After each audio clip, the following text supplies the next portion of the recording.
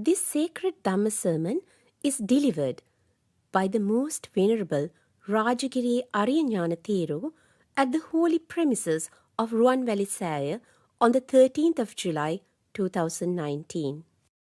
This insightful sermon is organized by the Geological Survey and Mines Bureau with the organizing committee chaired and led by engineer Mr. D. Sajjana De Silva. The original sermon, preached in Sinhalese language, has been translated to English for your spiritual nourishment. The Lord Buddha underwent immense suffering for 4 lakhs of eons. I circumambulate this huge pagoda and worship it, having knelt down before it, where a dronyak of sacred relics of the Enlightened One is enshrined, commemorating the immeasurable mass of greatest qualities of the Enlightened One. I offer my life to you, the Enlightened One, again and again. May my offering be accepted. May my offering be accepted. May my offering be accepted. The greatest and meritful devotees who have gathered here out of the millions of human beings that live in this world. You have gathered at the noblest and magnificent place on this land. This is the greatest land where a dronyak of sacred relics of the Enlightened One are enshrined, and an image of a Buddha will be created with the power of the firm resolve made by the Enlightened One. This is the sacred land where the Enlightened One made Yamaka Mahapratiharya, the wonderful feat in which both water and fire are ejected from nostrils simultaneously. This is the magnificent land where lamps filled with fragrant oil lighted by King Gamini Abaya are still aflame. This is the land which has become fragrant due to the madhara and jasmine flowers offered here. This is the noblest place to which legions of gods and bambas come on pilgrimage to worship and engage in meditation. This is the land where the ancient kings made statements of truth to make it rain and bring prosperity to the whole country when it was inflicted by famine and drought. On a particular day in the past, a great Arahata Thero was prepared to deliver a Dhamma sermon to an audience of both laymen and bhikkhus at Lowa Mahapaya. The sermon was on Ruwanvali Saya. On that occasion, the Arahata Thero created suspicion in his mind whether the audience would accept the reality of this great pagoda, Ruwanvali Saya, in front of which we are gathered today. Another Arahata Thero could read the mind of that Arahata Thero through his insightful vision. He addressed the Arahata Thero who was prepared to deliver the Dhamma sermon and said, "Dear Thero, whether many people may accept it or not, please deliver that wonderful truth." As we know, the Enlightened One delivered a Dhamma of life that he understood by himself. The Enlightened One showed us how the people who indulge in luxury, excelled by egotism, and the mighty that make the feeble suffer, be born in the hell realms after death, and how the meritful people who practice insight meditation be born again in superior realms. The Enlightened One preached that when children bring pain to parents, they have to undergo difficulties. So those who practice good virtues could invite the gods and bambas who leave their realms to be born as their children.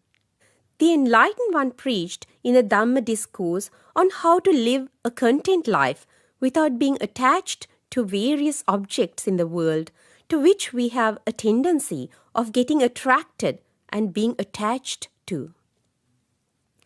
The Enlightened One, the Lord Buddha, showed us by example of his own life on how to win not only this life but also the whole sansaric life, making use of the strength of virtue, developing concentration, and following the noble eightfold path. Venerable Thero, who showed the way to a huge number of people to turn to the path of Nibbana, we beseech with immense respect to deliver Dhamma with great compassion and sympathy, in order that all humans, gods, and Bambas gathered at this sacred place could benefit. This great island, our motherland, could be protected, and kings such as Gamini Abaya be born again. Venerable Rajagiriye Ariyagnana Thero, we kneel down at your foot and worship you with great respect and a concentrated mind to invite you to commence this Dhamma discourse in Pansil Maluwa radio program. Though there are so many things to tell about how my life and the lives of all who have gathered have changed right from the day we received your greatest companionship, we need not mention them anew, as they are obvious and evident. Venerable Thero, we invite you with great respect to commence this Dhamma discourse. Sadhu, sadhu, sadhu. Dhammasavana kalo ayan badanta namo tassa bhagavato arahato samma sambuddhassa namo tassa bhagavato arahato samma sambuddhassa Namo tassa bhagavato arahato samma sambuddhassa.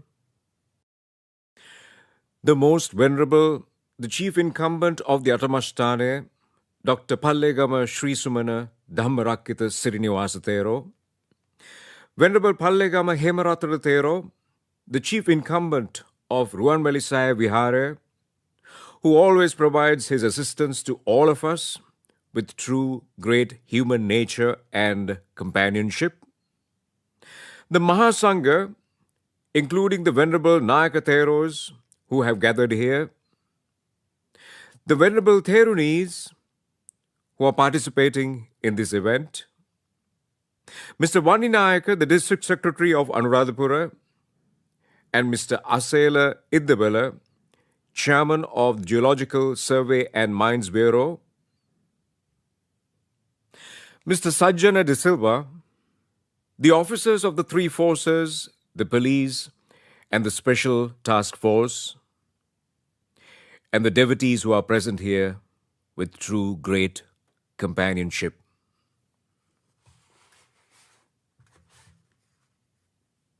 A few months ago, Mr. Sajjana made an invitation to us with great respect to arrive at this holy place and deliver Dhamma in front of the Ruwanvelisaya Pagoda, to which we pay homage with the respect that is paid to Lord Buddha. Accordingly, we are conducting this great religious activity today. At the same time, I should also convey my blessings to the devotees of Thero Pansil Maluwa program who participate in this noble activity at this moment. Devotees, you know that in a few days, the beautiful rainy season will start. Then, the lay devotees would invite the venerable bhikkhus in every temple in the country to observe Vas. And within the 3 months, commencing from the Asala full moon Poya day, the venerable bhikkhus will be residing within the temples, practicing the noblest Vas virtues. Therefore, the next 3 months are the period of time in which the living beings in the globe can gather merits to the maximum. At the same time, the gods and Bambas with right view of Dhamma will be watching at the meritorious activities performed by Buddhist people and develop pleasant feelings about them. When this invitation was made to me to preach Dhamma, I asked the gentleman who made the invitation about the object. When this invitation was made to me to preach Dhamma, I asked the gentleman who made the invitation about the objective of this activity. He told me that the main objective of this great activity is to invoke blessings for the security and sustenance of this great motherland of ours, the people living there, and also of the Buddhist dispensation. At the same time, another objective of this great activity is to convey the merits collected through this to gods and invoke the blessings and security of gods to make this Sinhalese Buddhist country exist. We know that as Sri Lankans and as Buddhists and as a nation, we are faced up with a terrible danger.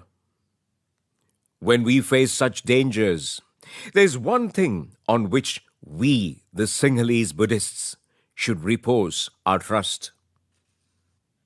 It is not politics on which we should repose our trust on such occasions. It is not on the political leader elected by us that we should repose our trust on such occasions. As a follower of the Lord Buddha, I would like to emphasize that we should repose our trust only on the Noble Eightfold Path on such occasions. Devotees, Lord Buddha has precisely explained to us that the only path to the mundane and extra-mundane comfort in this world is the Noble Eightfold Path. Therefore, the Lord Buddha has always preached to us that when we encounter some problem, some issue, some crisis or suffering in our life, we should analyze it through the Noble Eightfold Path. Lord Buddha does not preach to us to analyze that problem or suffering through animosity, hatred, revenge, or emotions. The Lord Buddha preaches to us that if any problem arises with regard to the noble Buddhist dispensation, that problem should be analyzed through the Four Noble Truths. What will we see then, devotees? We will see that we have actually been plunged into suffering as a nation. What is happening to the Sinhalese? What is happening to the core values of Buddhism? According to Lord Buddha, if suffering is formed, the cause of it is craving. We have to understand this properly. If we want to invoke blessings to the country and to the people living in the country, and if we wish that the country may have prosperity and successes, we will have to find out the way through which we can achieve it. Lord Buddha preaches to us that if suffering is created in us, the cause of it is a craving for the five aggregates of grasping called rupa, the aggregate of form, vedana, the aggregate of sensations, sanya, the aggregate of recognition, sankara, the aggregate of volitional formations, vijnana, the aggregate of consciousness. In the third noble truth, it is explained to us that we should clearly understand this factor called craving and attenuate it in order to eliminate suffering. Having preached, the Lord Buddha explains to us in the fourth noble truth that the path to the cessation of suffering is a noble eightfold path. Hence, devotees, whatever problem you may encounter as a nation and as Buddhists in your life and in this motherland of yours, you should understand as followers of Lord Buddha, or as 4 categories of followers of the Buddhist dispensation, namely male bhikkhus, female bhikkhus, male lay devotees, and female lay devotees, that the only solution or trustworthy approach for our problems is the strength of the Noble Eightfold Path.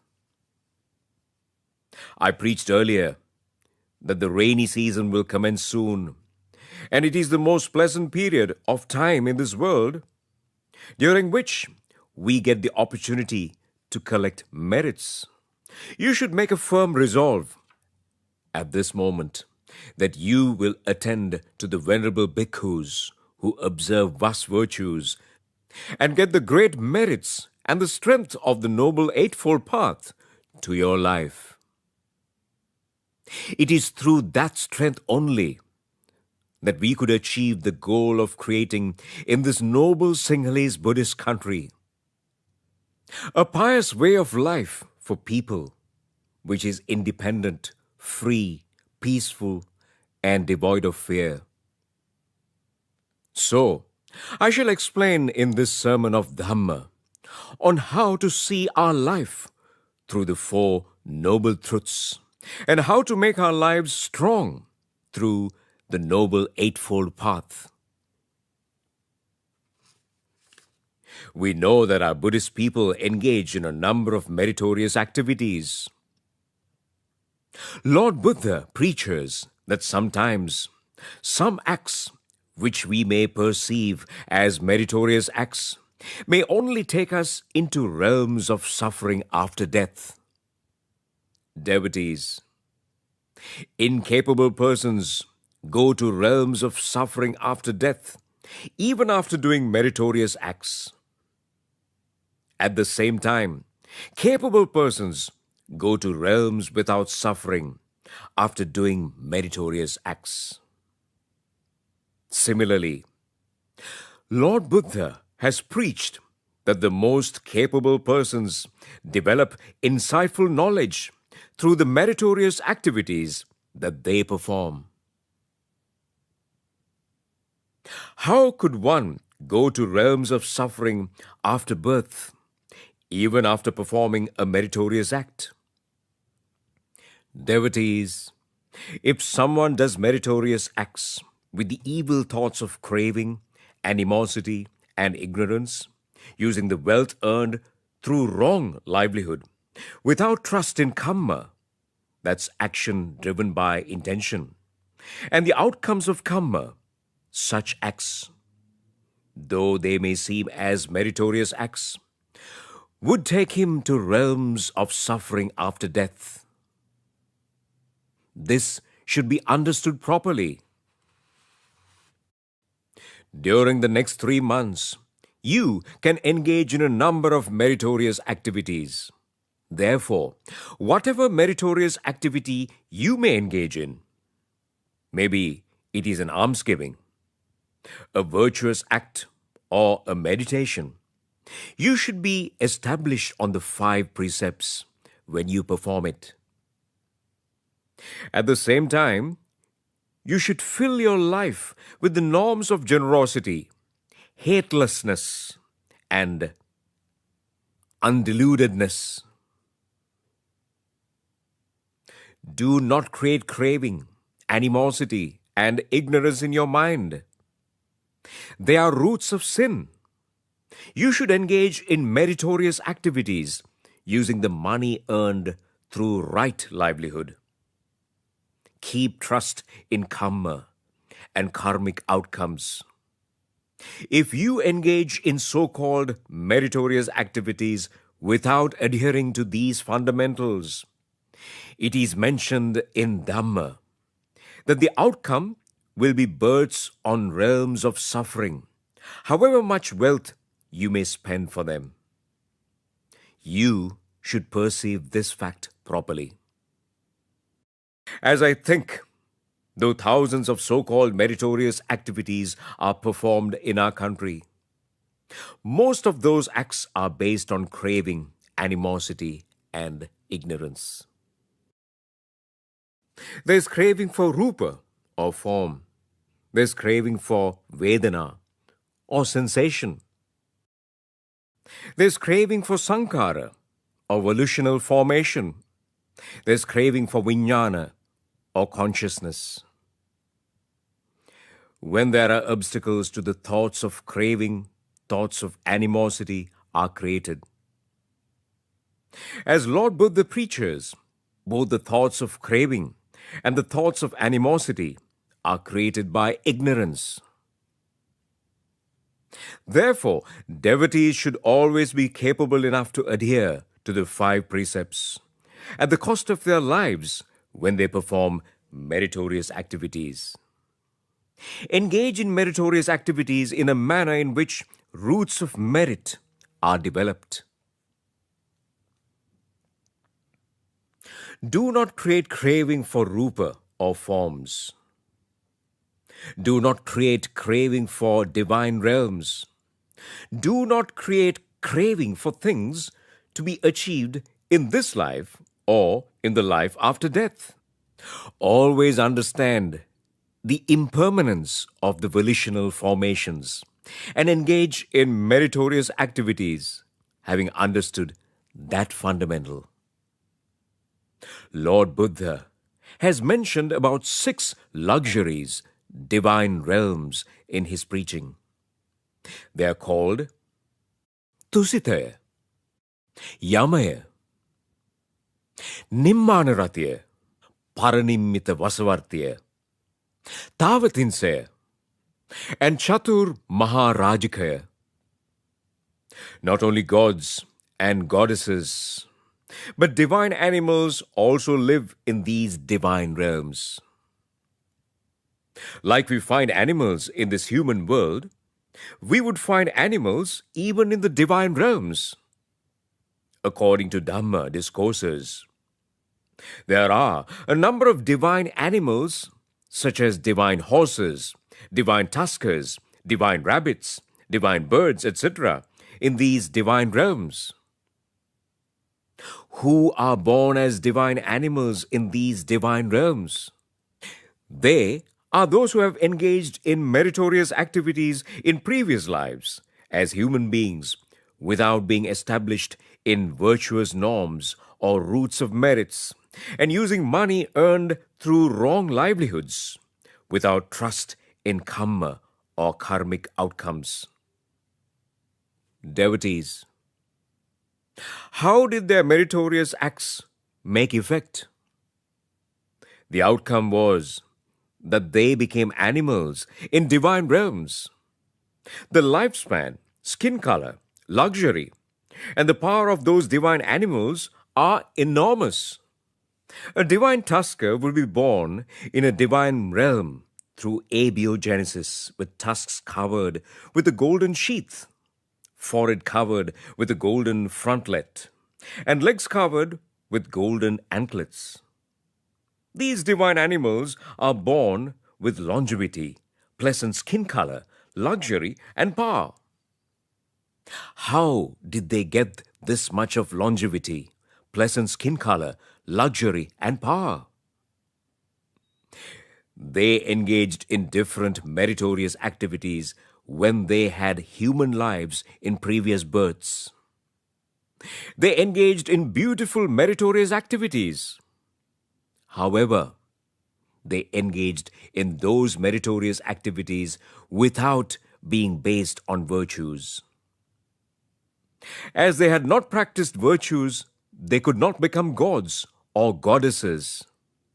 That is why they were born as animals in divine realms.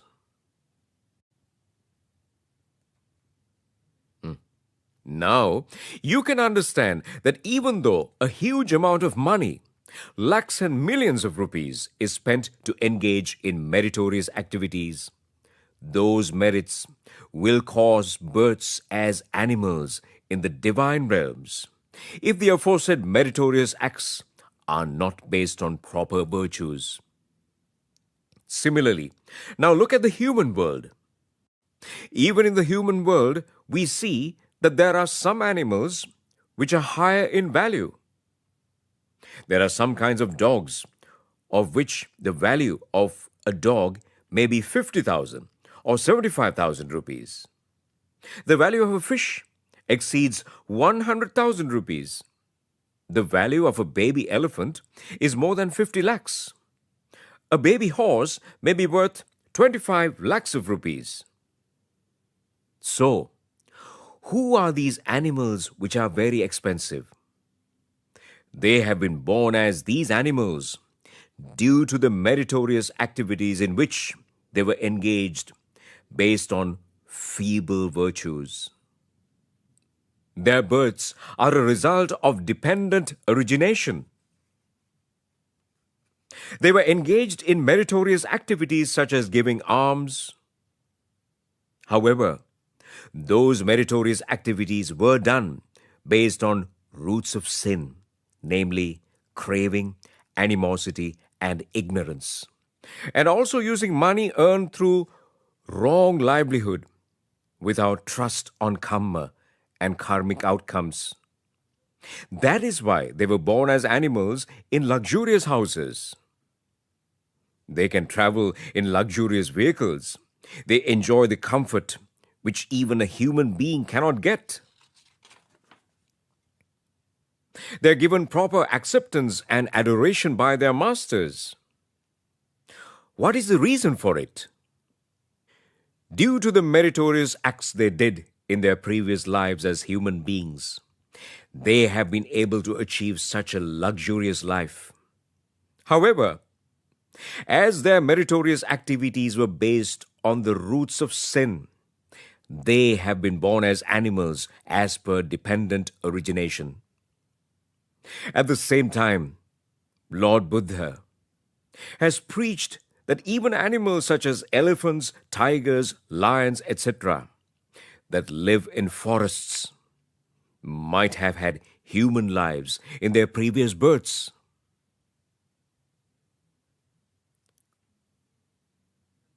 They have been born as animals as they were not able to adhere to the virtuous precepts when they had human lives. Though they engaged in meritorious activities in previous lives, they did them without trust in karma or karmic outcomes. Sometimes one may get a birth in an animal realm with longevity, fair complexion, luxury, and power, but he has fallen into the animal realm. Similarly, now look at the world of pretas or hungry ghosts. In the world of pretas, there are some pretas who have longevity, fair complexion, luxury, and power. There are some huge pretas and other ordinary pretas. There are some huge pretas, and the other ordinary pretas flee when they see those pretas. So, how did those pretas get that majesty? There's a certain category of pretas called Paradatta Rupa Jivi. This preta owns a lot of clothes and ornaments. It has a body which is not deformed. It gets food without any destruction. How did those pretas get such luxury? They were engaged in meritorious activities in their previous lives. They gave alms, but their meritorious activities were based on roots of sin, namely craving, animosity, and ignorance. At the moment of death, they created thoughts of craving. If not, they created thoughts of animosity. Sometimes they might have created thoughts of ignorance. That is why they were born as pretas.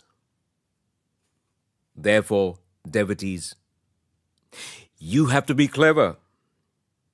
You have achieved a beautiful life as a Sinhalese Buddhist.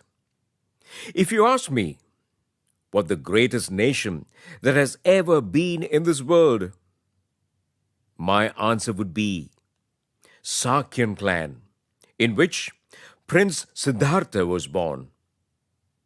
The Sakyan clan was very clever, and the Sakyan clan had collected enough merits to beget a prince who would become Buddha. Then, if someone asks me what the second greatest nation that has ever been in this world after the Sakyan clan disappeared from this world is, I would say, without any hesitation, the answer is Sinhalese Buddhists. I am not stating this to dishonor someone. I am not stating this to relegate someone to second place. I say so because these Sinhalese Buddhists are born in this world, having inherited with them a life without suffering after death.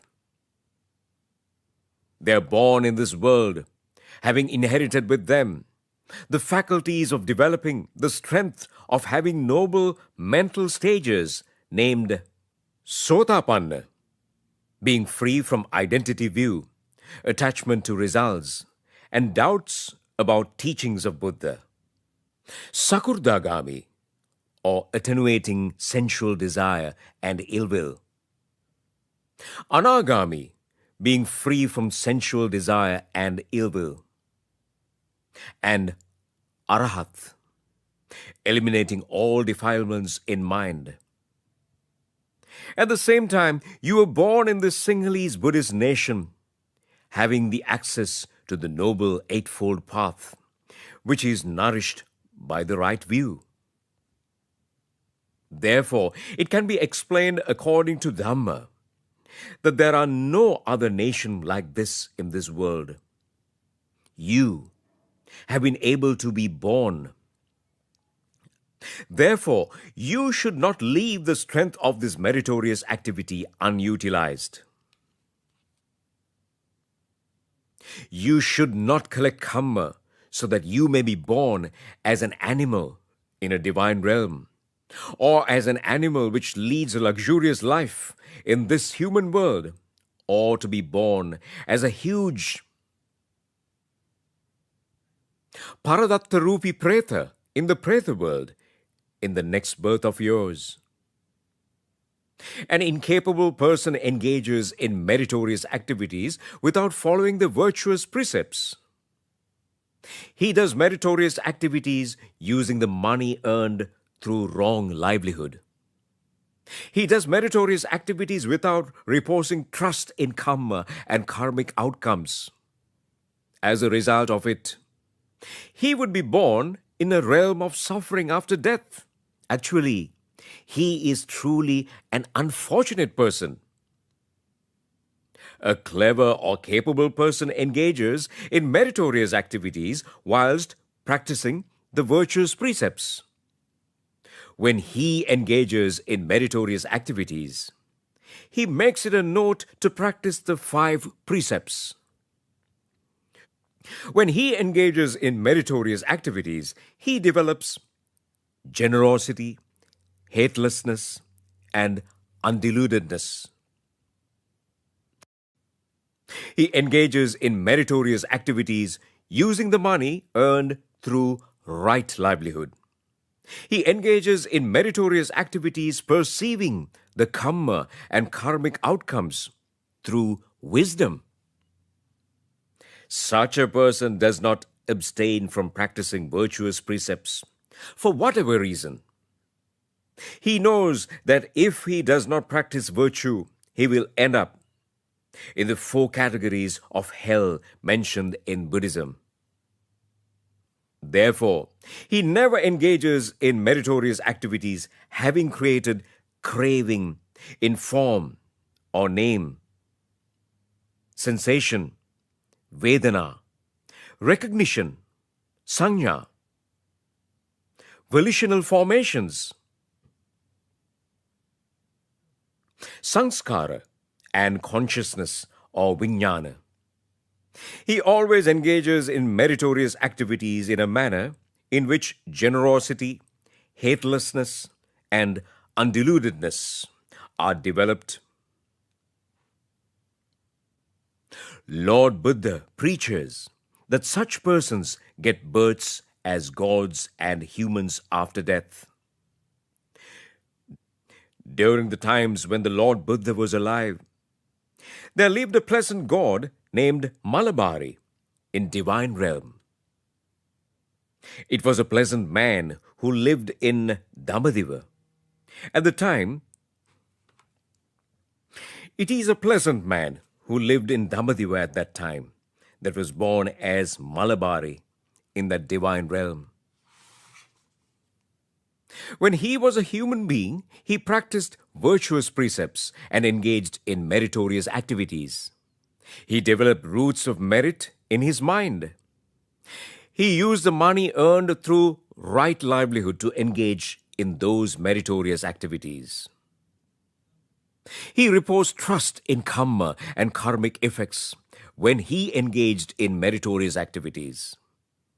After his death, he got his birth as a god in a divine realm by the name Malabari. Lord Buddha explains the luxuries received by this god named Malabari. Just as he is born in that divine realm, he gets 500 goddesses. Every morning, this god goes to the garden called Nandana in attendance with those 500 goddesses. Nandana garden is full of Madara flowers. The god sits on a beautiful seat that is arranged under Madara trees. 250 goddesses climb onto the flower trees and picks flowers. When they put down flowers, the remaining 250 goddesses collect those flowers and adorns the god with those flowers. That is the nature of the life of this god named Malabari. His wives adorn him with fragrant flowers all the time. What is the secret of getting this luxury?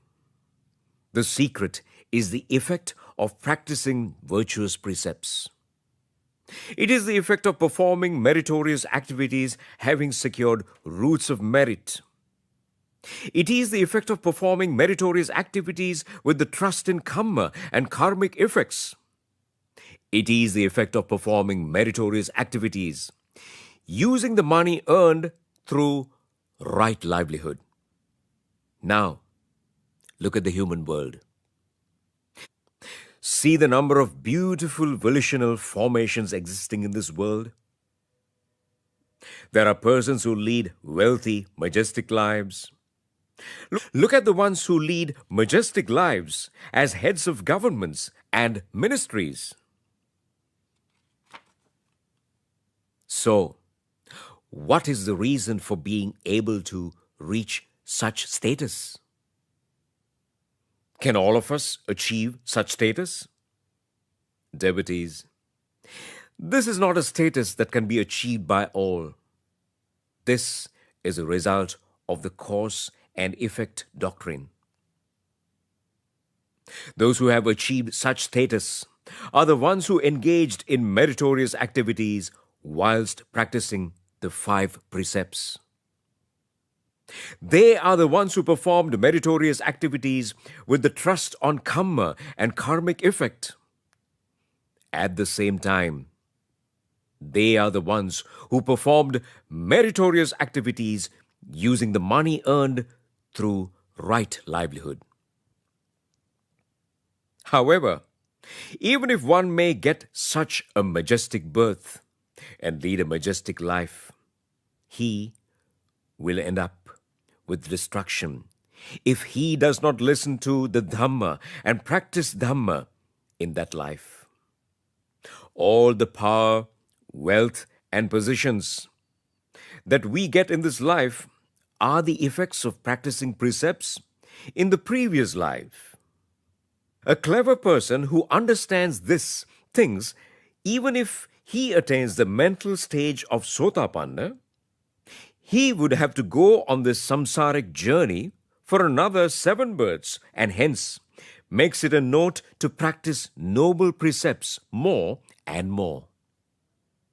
He engages in meritorious activities commemorating the impermanence of the 5 aggregates of grasping. Visakha, a lay devotee who lived during the times of Buddha, followed that course of action. She engaged in more and more meritorious activities. She asked for 8 opportunities from Lord Buddha to fulfill the fourfold needs, sivpase, of bhikkhus. She was able to practice precepts more and more through those opportunities. She enhanced her devotion for Dhamma. She commemorated the impermanence of the 5 aggregates of grasping. If one does not attain the mental stage of Sotapanna, he has to continue the sansaric journey. Even if he becomes a god or human being in the next birth, he has to look for luxury for his life. He wants longevity, fair complexion, luxury, and power for his life. If these 4 factors become weaker, he will never be able to develop wisdom. Therefore, he engages in meritorious activities, practicing precepts. He engages in meritorious activities, developing roots of merit. He engages in meritorious activities, using the money earned through right livelihood. By engaging in such meritorious activities, we can get beautiful births as gods or human beings in our next births. So, this is how the capable person conducts himself in this world. What does an incapable person do? He breaks precepts and goes to realms of suffering in his next birth. We may have met with Buddhist dispensations millions of times in our sansaric journey. However, during those periods of time, we were not clever enough to achieve at least the mental stage of Sotapanna. Why were we not able to achieve at least the mental stage of Sotapanna? Devotees, even if we were blessed with a great opportunity for that, we were not clever enough to do it. Now, you have got the opportunity of associating with great friends who show you the correct path. You can listen to Dhamma and commemorate Dhamma. It is only you who have been able to achieve such an opportunity.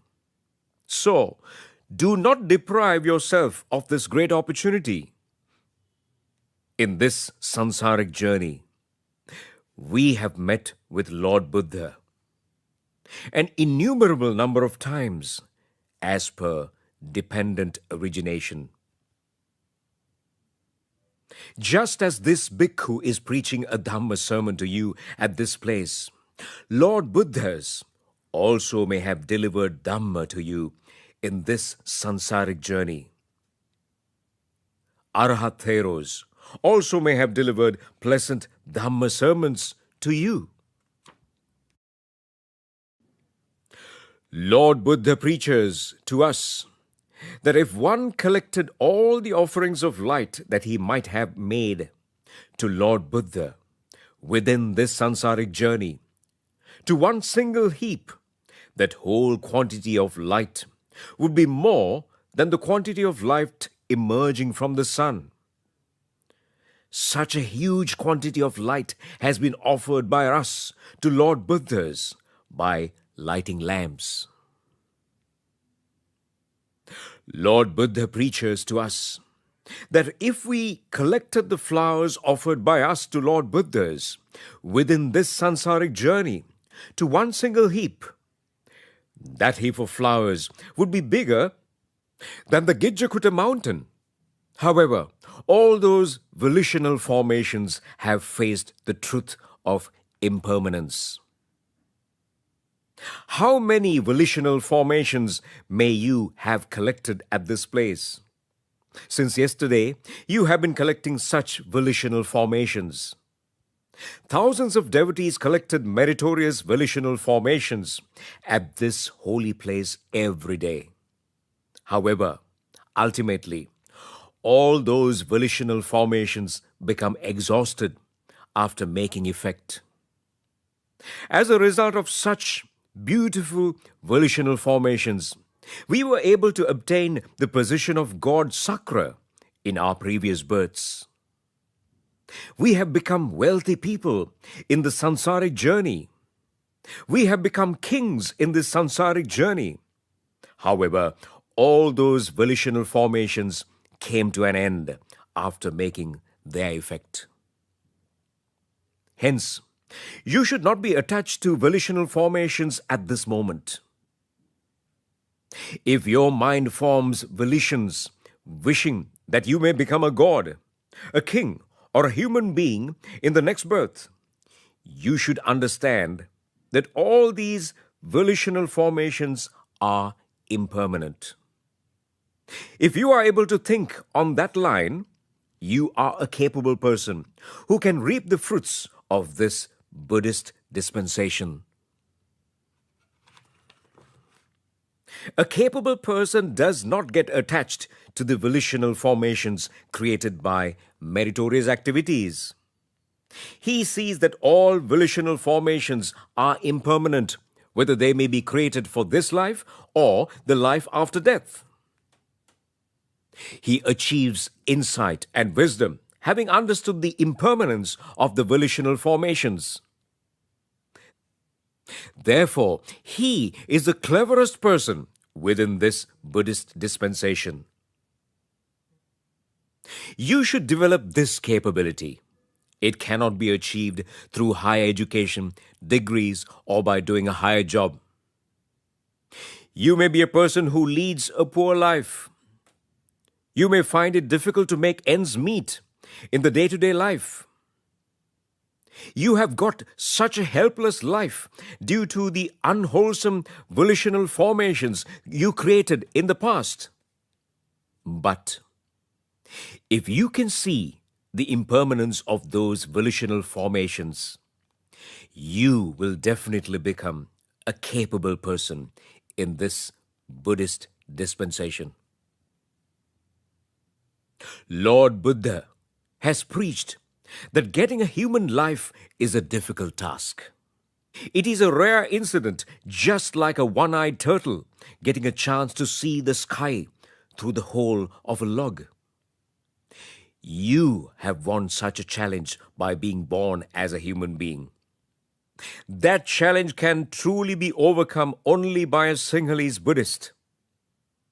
The aforesaid example regarding the difficulty of getting a human life is not about being born as an American national, a Russian national, or a Chinese national. What is difficult is to be born as a Sinhalese Buddhist, whose life will be meaningful through right view. You have been blessed with such a great birth. That birth should be strengthened by merits. It should be strengthened by virtues. It should be strengthened by roots of merit. It should be strengthened by the trust in karma and karmic effect. After strengthening your birth, as I said before, you look at the volitional formations created by virtue, merits, karma, and karmic effects, and the right livelihood with insight. You should understand the fact that all these volitional formations are impermanent. Therefore, you should not be attached to them. Then you can become a really capable person within this Buddhist dispensation. Such a capable person would not be attached to sensations. He would not be attached to the 7 factors of awakening, namely mindfulness or sati, investigation or dhamma vijaya, energy or virya, joy or rapture or priti, relaxation or tranquility, concentration or samadhi, and equanimity or upekha. At this time, you may have been attached to joy or relaxation. However, this joy and relaxation are impermanent norms. A capable person always sees the impermanence of these norms. Thereby, he becomes a really capable person within this Buddhist dispensation. So, you should be capable enough to make the virtue and roots of merits strong, do meritorious activities, and develop insight and wisdom, having understood the impermanence of these volitional formations. When we develop insight and go along this path of Dhamma, we should get a target. What is our target? Actually, we had a number of previous births at which we met with Buddhist dispensations. But we did not have a target in those births. If we had developed such a target by this time, we could have been able to achieve the mental stage of Sotapanna. Unfortunately, we did not develop such a beautiful target. Devotees, in previous births, we were always attached to sensations. By practicing virtues, we were attached to sensation. By giving alms, we were attached to sensations. By developing concentration, we were attached to sensation. By developing loving kindness, we were attached to sensations. We did not develop any target beyond that in our lives. There, you devotees, develop a target in this beautiful life of yours. What is the target that you should have? Lord Buddha preaches that there are 5 great deaths in this Buddhist dispensation. All these 5 deaths exist only in the Buddhist dispensation. These 5 great deaths are not prevalent in any other religion. Lord Buddha preaches to us to have a target to obtain one of these 5 great deaths. What are the greatest deaths in this world? The death of an Arahata Thero is a great death. We call it parinirvana, or blowing out. When an Arahata Thero passes away, his consciousness blows out, as he has. When an Arahata Thero passes away, his consciousness blows out, as he has eliminated his volitional formations. Think of a conflagration of fire. As long as the firewood exists, the conflagration also exists. When you put more and more firewood, the conflagration also grows up. However, when all the firewood is exhausted, the conflagration would extinguish itself. Likewise, the consciousness of the Arahata Thero who has eliminated volitional formations would blow out at the time he passes away. We know that attachment begets becoming, and becoming begets birth. This norm ceases when the Arahata Thero passes away. That is why the death or the passing away of an Arahata Thero is considered as the first great death in the Buddhist dispensation. The second great death in the Buddhist dispensation is the death of the great person who has attained the mental stage of Angamani. The second great death in the Buddhist dispensation is the death of the great person who has attained the mental stage of Anagami. He has eliminated the belief in self, attachment to rites and rituals, skeptical doubts, sensual desire, and ill will. However, some speck of craving is left in him for the 5 aggregates of grasping. Though he has eliminated sensual desire and ill will. Though he has eliminated sensual desire and ill will, this little amount of craving exists in him. The person who has attained the mental stage of Anagami, gets only one rebirth after his birth as per dependent origination in the sansaric journey. Subsequent to that birth, he will not get any other birth. So the death of an anagami person is considered as the second great death in the Buddhist dispensation.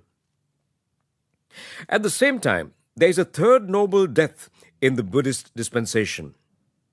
It is the death of a person who has attained the mental stage of Sakrudagami in the Buddhist dispensation. A Sakrudagami person has eliminated the belief in self, skeptical doubts, belief in rites and rituals. He has lesser amounts of sensual desire and ill will.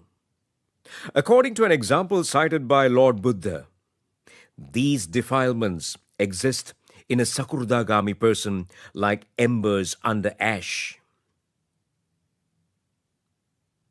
Devotees, embers may exist under ash, but they are not visible. If you attain the mental stage of Sakrudagami at a moment like this, you have little amounts of sensual desire and ill will in you. But it is not seen by the external society. However, you know yourself that these defilements do exist in you in little amounts. A person who has attained the mental stage of Sakrudagami gets maximum of 2 rebirths in this sansaric journey. The Lord Buddha preaches that such a person would not get a third birth after he has attained that mental stage. So, the death of a Sakrudagami person is the third great death in the Buddhist dispensation. At the same time, there is a fourth noble death in the Buddhist dispensation. It is the death of a person who has attained the mental stage of Sotapanna. He has eliminated belief in self, skeptical doubts, belief in rites and rituals. However, the defilement of sensual desire and ill will are prominent in his mind. He may engage in a livelihood. The reason is that sensual desire and ill will are prominent in his mind. A person who has attained the mental stage of Sotapanna makes only a maximum of 7 rebirths in this sansaric journey or in this cycle of rebirths after this current birth of his. There will not be an 8th rebirth of his after this birth.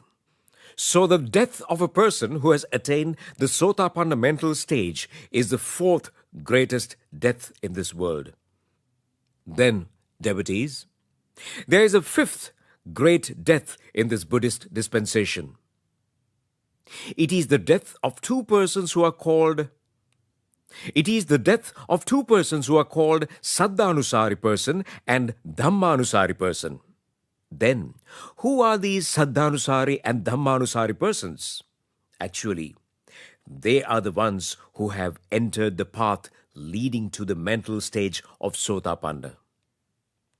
If one has attained the mental stage of Sotapanna, he would have developed 5 spiritual faculties named faith, effort, mindfulness, concentration, and wisdom in similar capacities. However, Saddhanusari and Dhammanusari persons have not yet been able to develop these 5 spiritual faculties in similar capacities. However, if you develop faith in the noble triple gem of Buddha, Dhamma, and Sangha, and if you accept the meaning of right view, and if you try to be established on virtues, you will surely be one out of the 2 persons named Saddhanusari person and Dhammanusari person. How can we identify a Saddhanusari person? There is a person who engages in meritorious activities with faith in the noble triple gem. He offers alms. He observes sil. He develops loving kindness. He engages in meditation. He makes much effort in doing these meritorious activities. He has such faith and effort inculcated in his mind that he sometimes gets up at about 3 in the morning to prepare alms. Then, what does he hope to achieve by doing these meritorious activities? He wishes that he could be a god in the next birth. He wishes a beautiful life as a human being in his next birth. His wish is to attain Nibbana after listening to Dhamma from Maitri Buddha. This is a person who has both faith and effort. However, he uses these two faculties to see the permanence of volitional formations. Though he has faith and effort, he does not use them for developing wisdom. He is a person who is attached to volitional formations. Devotees, we call such a person a Saddhanusari person. Then, who is a Dhammanusari person? A Dhammanusari person knows the Dhamma well. He talks about Dhamma. He engages in Dhamma discussions. He keeps records on Dhamma. He is very clever in memorizing Sutra Dhammas. He can chant Pirit. Even though he has such a lot of faculties, what is his wish? He wishes that he may become a god, a Brahma, or a human being in his next birth. Does he see the impermanence of the volitional formations? Devotees, he does not see the impermanence of the volitional formations. Even though he is well versed in Dhamma, he is attached to the volitional formations created through it. That is why he is called a Dhammanusari person. Then, if you are a Dhammanusari person or a Saddhanusari person, what should you do? What is the greatest help that you can offer yourself then? Actually, this is the help that you should offer yourself. You should make effort to attain the mental stage of Sotapanna. How can you do it? Lord Buddha preaches that you should develop the spiritual faculties of faith, effort, and mindfulness. The spiritual faculty of mindfulness is a causative effect. What is the cause of that effort? The cause is the association with great friends, the act of listening to Dhamma, and the act of commemorating Dhamma. Mindfulness is created through that cause. Therefore, devotees, you should strengthen the spiritual faculty of mindfulness. If the spiritual faculty of mindfulness is weak, you will be compelled to see volitional formations as a permanent thing. So, you should always have the companionship of great friends. You should remind Dhamma. You should see the danger of the sansaric journey or the cycle of rebirths. You should see the suffering of the 5 aggregates of grasping. You should do meritorious activities with much effort and see the impermanence of the volitional formations created in your mind. Everything is impermanent. Even Lord Buddha is impermanent. There are times when Lord Buddhas are not living. In such times, even this Dhamma is not prevalent. Impermanence is common for everything. Therefore, you should never be attached to volitional formations. Always see the impermanence of volitional formations. Develop faith and effort to go along the path leading to the mental stage of Sotapanna. Then wisdom will be created in your mind. If you are not able to attain the mental stage of Sotapanna, you continuously go along the path leading to that stage. That is the nature of 2 great persons called Saddhanusari person and Dhammanusari person. However, you should keep in mind that the Lord Buddha does not give an assurance to the Saddhanusari person and the Dhammanusari person to the effect that they are freed from the fear of the 4 realms of hell. That assurance is given only to the person who has attained the mental stage of Sotapanna. A Sotapanna person will get only 7 rebirths after this life, as per the doctrine of dependent origination. That assurance is not available to a Saddhanusari person or a Dhammanusari person. Even if you are a Saddhanusari person or a Dhammanusari person, if some root of sin comes into your mind at deathbed, you will end up in the 4 realms of hell.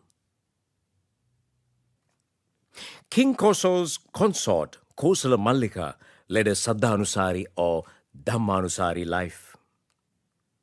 However, she had not attained the mental stage of Sotapanna. She was a queen who had made a certain offering called Asadisiddhana to the Lord Buddha.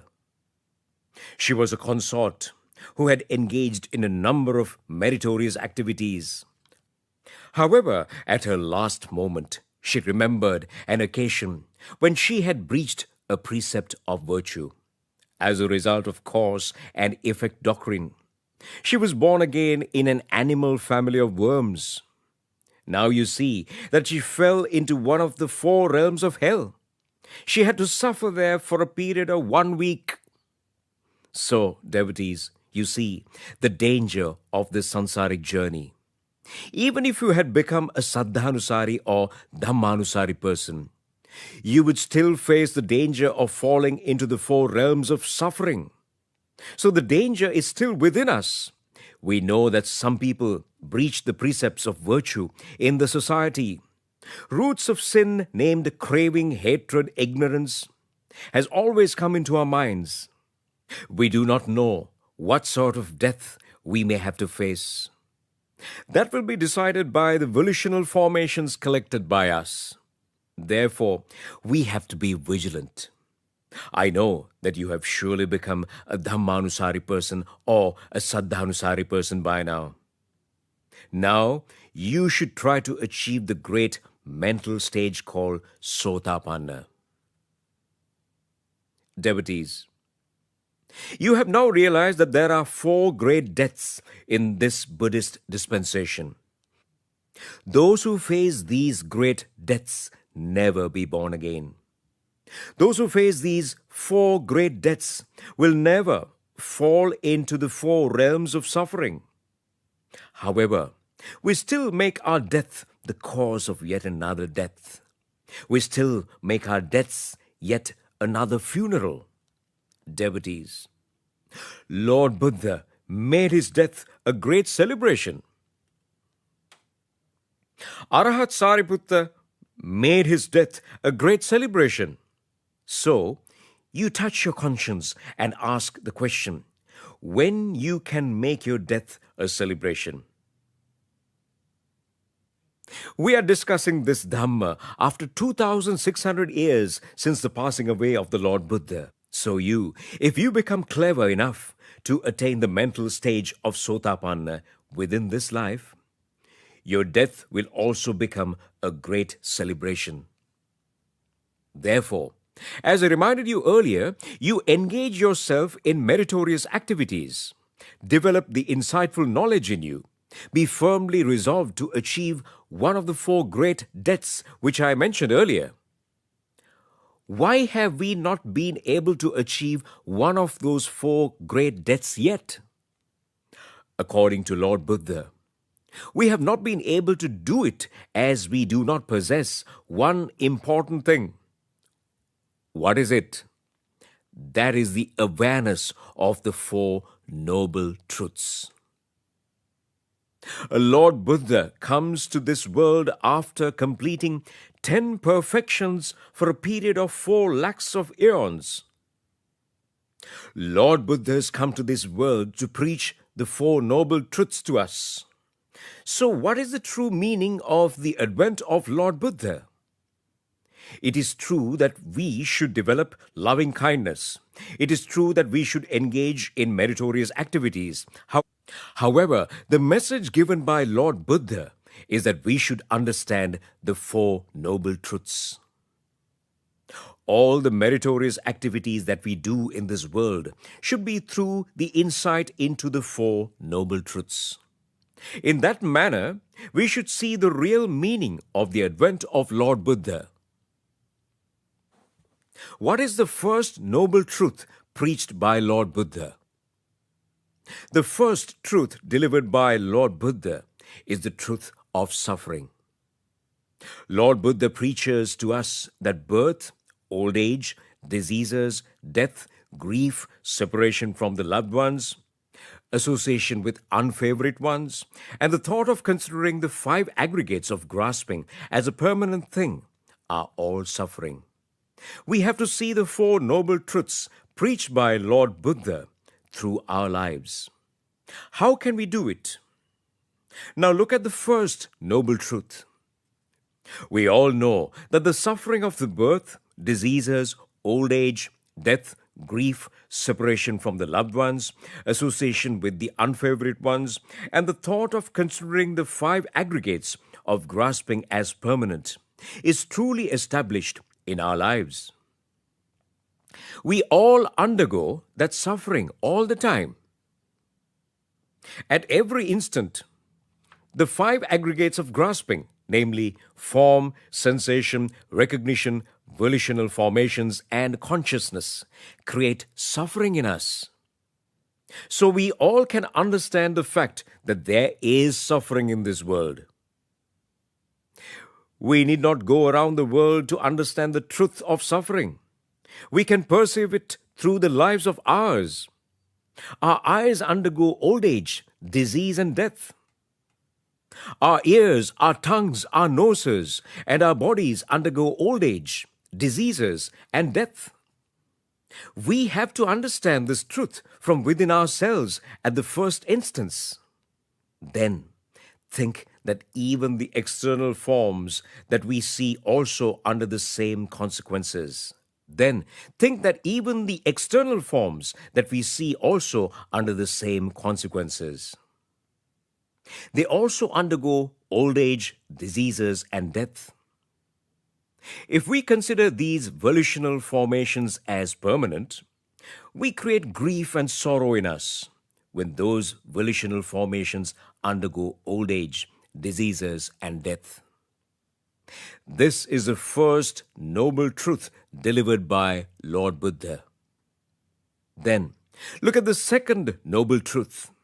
If there is suffering, there should be a cause for the origination of that suffering. What is the cause of suffering? Lord Buddha preaches that craving is the cause of suffering. You should see this truth through your life. Craving emerges from you, causing suffering. We create craving for forms that we see and consider that volitional formations as a permanent thing. We create craving for sensations and consider that volitional formations as a permanent thing. We create craving for recognitions we make and consider the volitional formation as a permanent thing. We consider that this consciousness is a permanent thing, but when it is not so, we undergo suffering. We should perceive suffering from within ourselves. An intelligent person does not accuse others for the suffering that he may undergo. He does not envy others, hate others, or do mischief on others when suffering is formed in him. He does not consume liquor when suffering is formed in him. He does not commit suicide when suffering is formed in him. He does not quarrel with his wife on such occasions. What he does is that he inquires into the cause of this suffering. He understands that suffering is created in him as he creates craving for forms he sees. He understands that suffering is created in him as he creates craving for the sensations he makes. He understands that suffering is created in him as he considers the recognitions he makes and the volitional formations he creates to be permanent. In this manner, he sees the cause of suffering from within him. He understands that the cause of suffering is craving. So, devotees, this is how we can see the second noble truth through our lives. Then, look at the third noble truth. An intelligent person understands through wisdom that suffering is enabled within himself. He learns that the cause of that suffering is craving. Then he looks into the fact what he should do to eliminate that suffering. He understands that he should eliminate craving if he wants to eliminate suffering. This is the third noble truth. Lord Buddha preaches to us that if suffering is created in us, the cause of the suffering is craving, which also exists in us.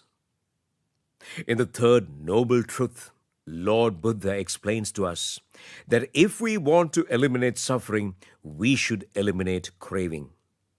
Now, you touch your conscience and ask this question. When suffering is created in you, what do you do? Do you try to attenuate craving when suffering is created in you? Do you try to attenuate the craving for forms, sensations, recognitions, volitional formations, and consciousness when suffering is created in you? The factor of suffering is strongly established in the society at present. Everywhere we see suffering, grief, and disappointment. We do not find comfort at any place. However, devotees, did you ever understand that the cause of that suffering and disappointment is craving? It is the torrent of craving that emanated from the eyes, ears, nose, tongues, bodies, and minds of the politicians and other lay citizens of this country that established the suffering, which I mentioned earlier, in this society. But, devotees, most of you do not understand that reality. We have to understand that the craving which is created in us creates suffering in us. We should attenuate craving to get rid of suffering. We should enter the path of attenuating that craving. Therefore, devotees, if suffering is created in you, you see the impermanence of the volitional formations created in you at every moment, then you can attenuate suffering. This is the third noble truth. Then you should understand the fourth noble truth. What is the fourth noble truth? Now, you have seen that there is suffering in this world. You know the cause of the suffering is the craving that is created in you. Similarly, you know that if you want to eliminate suffering, you should eliminate craving. Then, devotees, what is the path leading to that cessation of suffering? Lord Buddha has preached to us the beautiful, noble, eightfold path leading to the cessation of suffering. Devotees, what do we do as bhikkhus throughout the whole day, from morning up to night? What do bhikkhunis and lay devotees do walking along the noble path of Dhamma? We all are following the noble eightfold path to eliminate the suffering in our lives. If we walk along the true path of eliminating the suffering, we can see our lives through the four noble truths. We should think of the reason why we have not yet been able to understand these four noble truths delivered by Lord Buddha. Lord Buddha has preached to us a beautiful, eternal Dhamma in a simple manner. However, we have not been able to attain the mental stage of Sotapanna, Sakrudagami, Anagami, and Arahat. We have to inquire into the fact why we have not been able to add these four noble truths to our lives.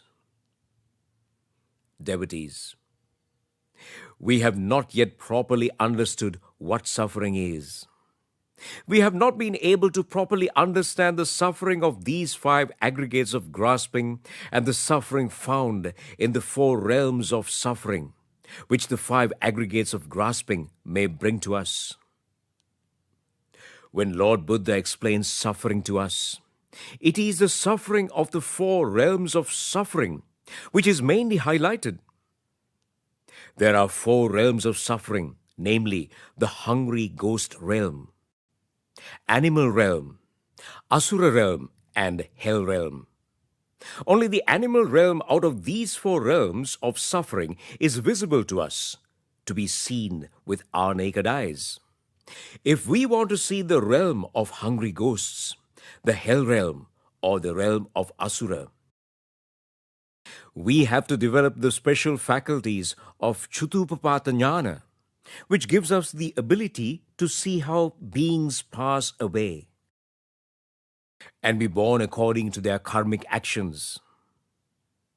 And also, the Pubbeni Vanusati Jnana, which gives the ability to get the vision of our own and other beings' previous lives. Until we obtain such faculties, we have to develop the faith in Lord Buddha and Dhamma to walk on the path of Dhamma. We know that animal realm is prevalent in this world. We see different animals such as dogs, cats, cattle, goats, and elephants. Devotees, all these animals too had been born as humans in their previous lives. However, they did not practice virtues when they were human beings. They did not offer alms. They did not develop loving kindness. They did not engage in meritorious activities. They only lived a mundane life, consuming delicious food, having favorite drinks, and spending time to enjoy themselves. Ultimately, where did they end up after death? They entered this animal realm after their deaths. What is the reason for it? They did not have the power of virtue.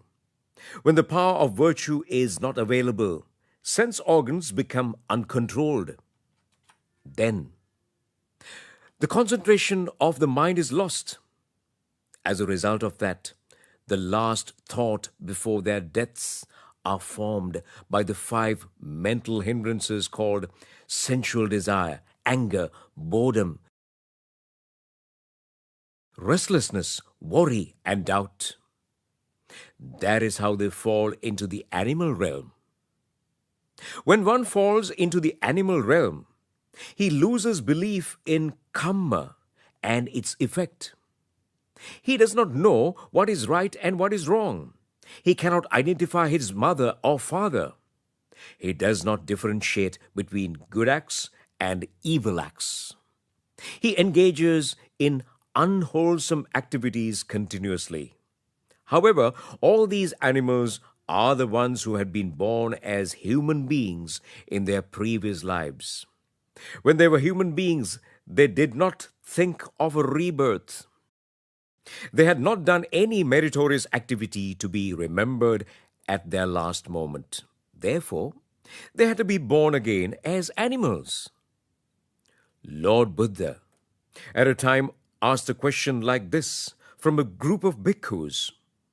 "O bhikkhus, is it the volume of blood which flowed away when your necks were cut down in your previous births as animals, or the volume of water in the great ocean? Which is bigger?" The bhikkhus to whom this question was posed were not ones who had developed wisdom. They were only Saddhanusari and Dhammanusari bhikkhus who were only going along the path of Dhamma. So they kept silent. At that moment, Lord Buddha preached to them that the volume of blood which flowed away when their necks were cut down in their previous births as animals is bigger than the volume of water in the great ocean. Now, you close up your eyes. Concentrate your mind on the huge volume of water in that great ocean. Imagine that the volume of water in the ocean is a volume of blood. If so, that volume of blood you imagined is the volume of blood that flowed away when your neck was cut in your previous births as animals.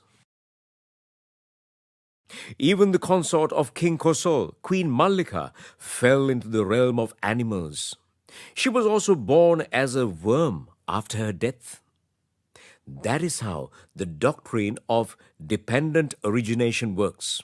So, you should create fear for this animal realm.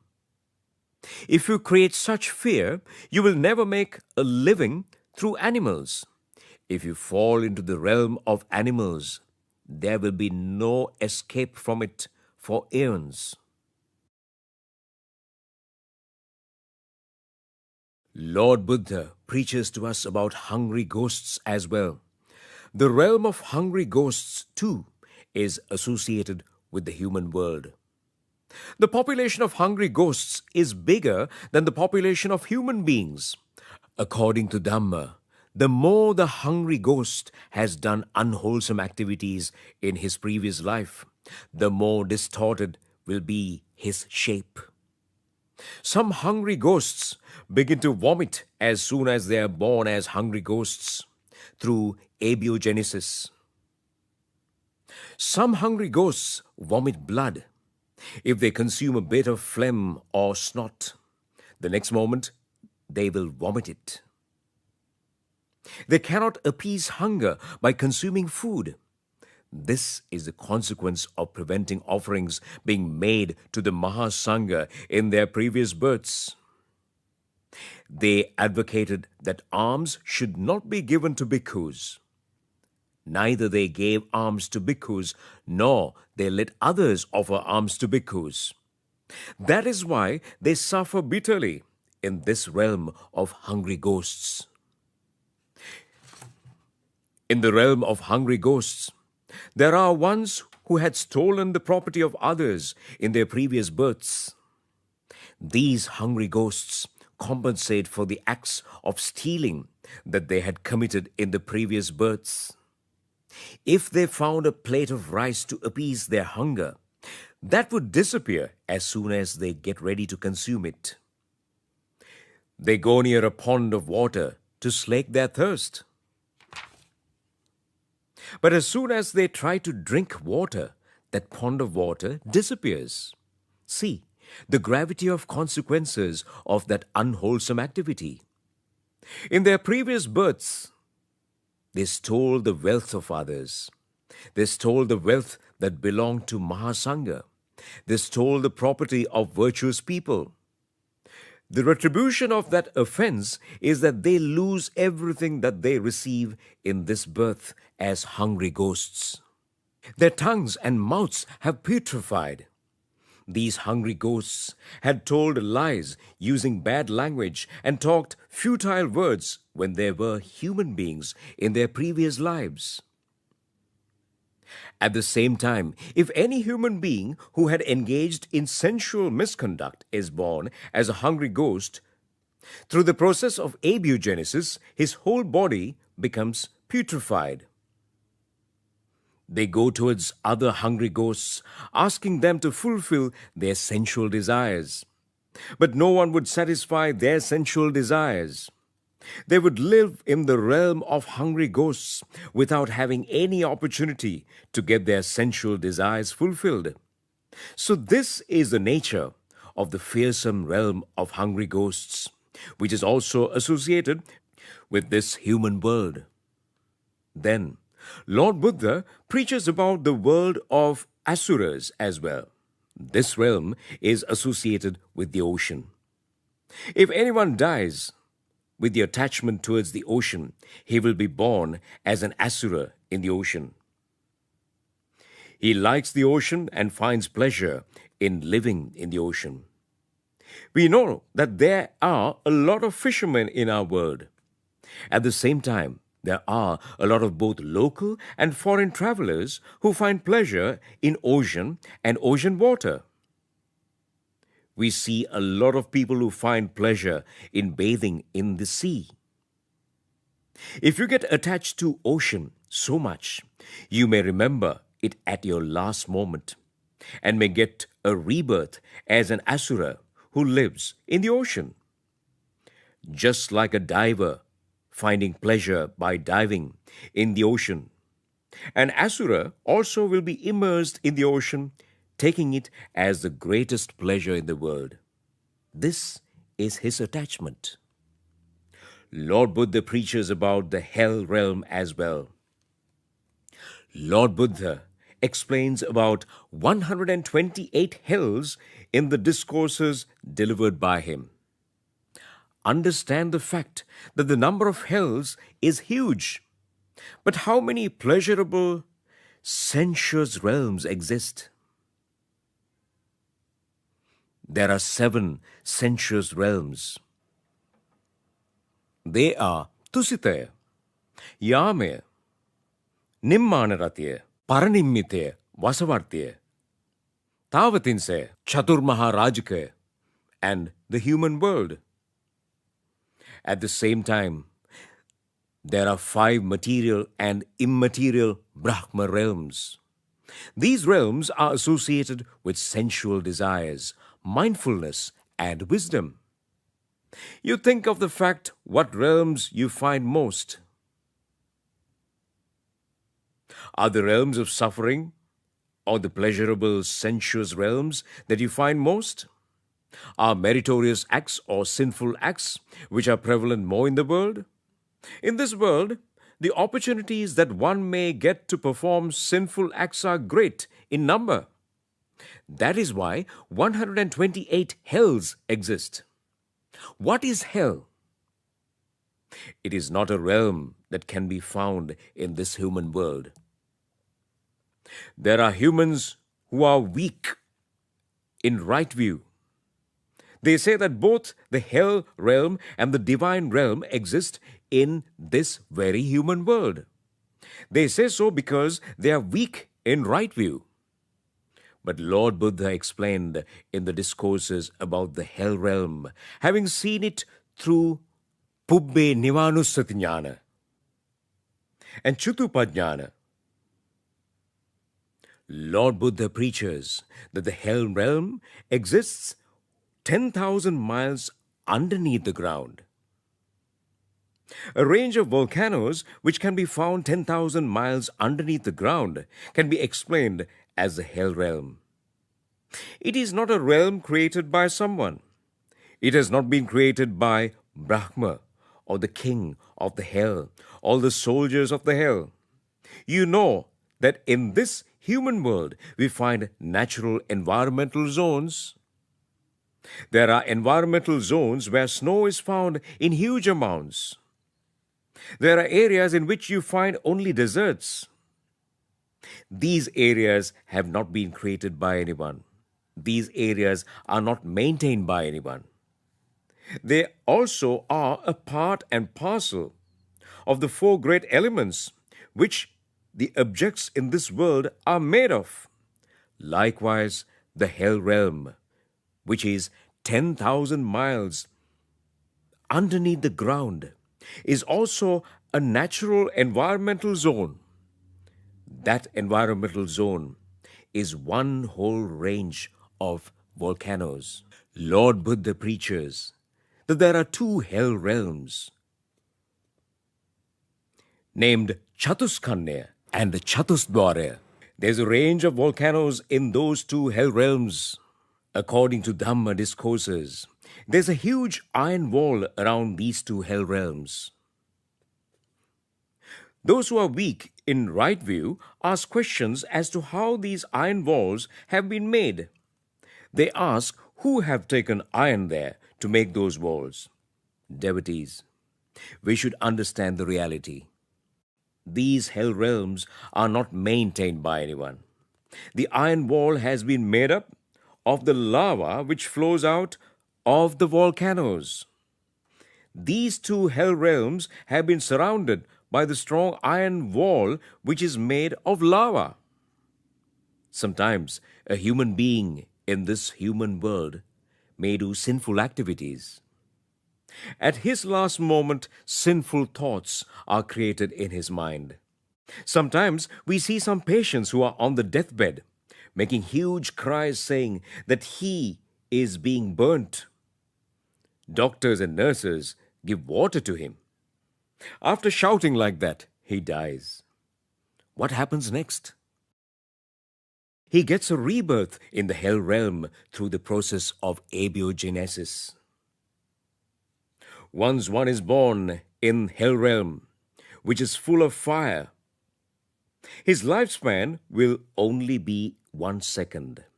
He dies in that hell realm. But once again, he is born there at the next moment. So he continuously undergoes this process of birth and death in the hell realm. Now, you close up your eyes and think of this fact for a moment. Lord Buddha has preached here about the suffering that your 5 aggregates of grasping underwent during the previous births. If we are unable to attain the mental stage of Sotapanna, we will have to undergo this kind of suffering in our next births as well. You think of the fact that both you and I might have undergone suffering in hell realms for thousands of years. There, we all might have been burnt by the fire and been born again. Continuously, we might have undergone that suffering. Another moment of suffering is the occasion when this eon comes to an end. This eon will come to an end after the dispensation of Maitri Buddha is over. Both you and I might have faced such occasions of the ends of aeons thousands and thousands of times in this sansaric journey. When the aeon is going to be over, 7 stars rise up. Then the whole human community will be over. They will be burnt in the sun. They will die in the sun without food to eat. Hate will be filled in their minds. After death, they will be born as hungry ghosts and evil spirits.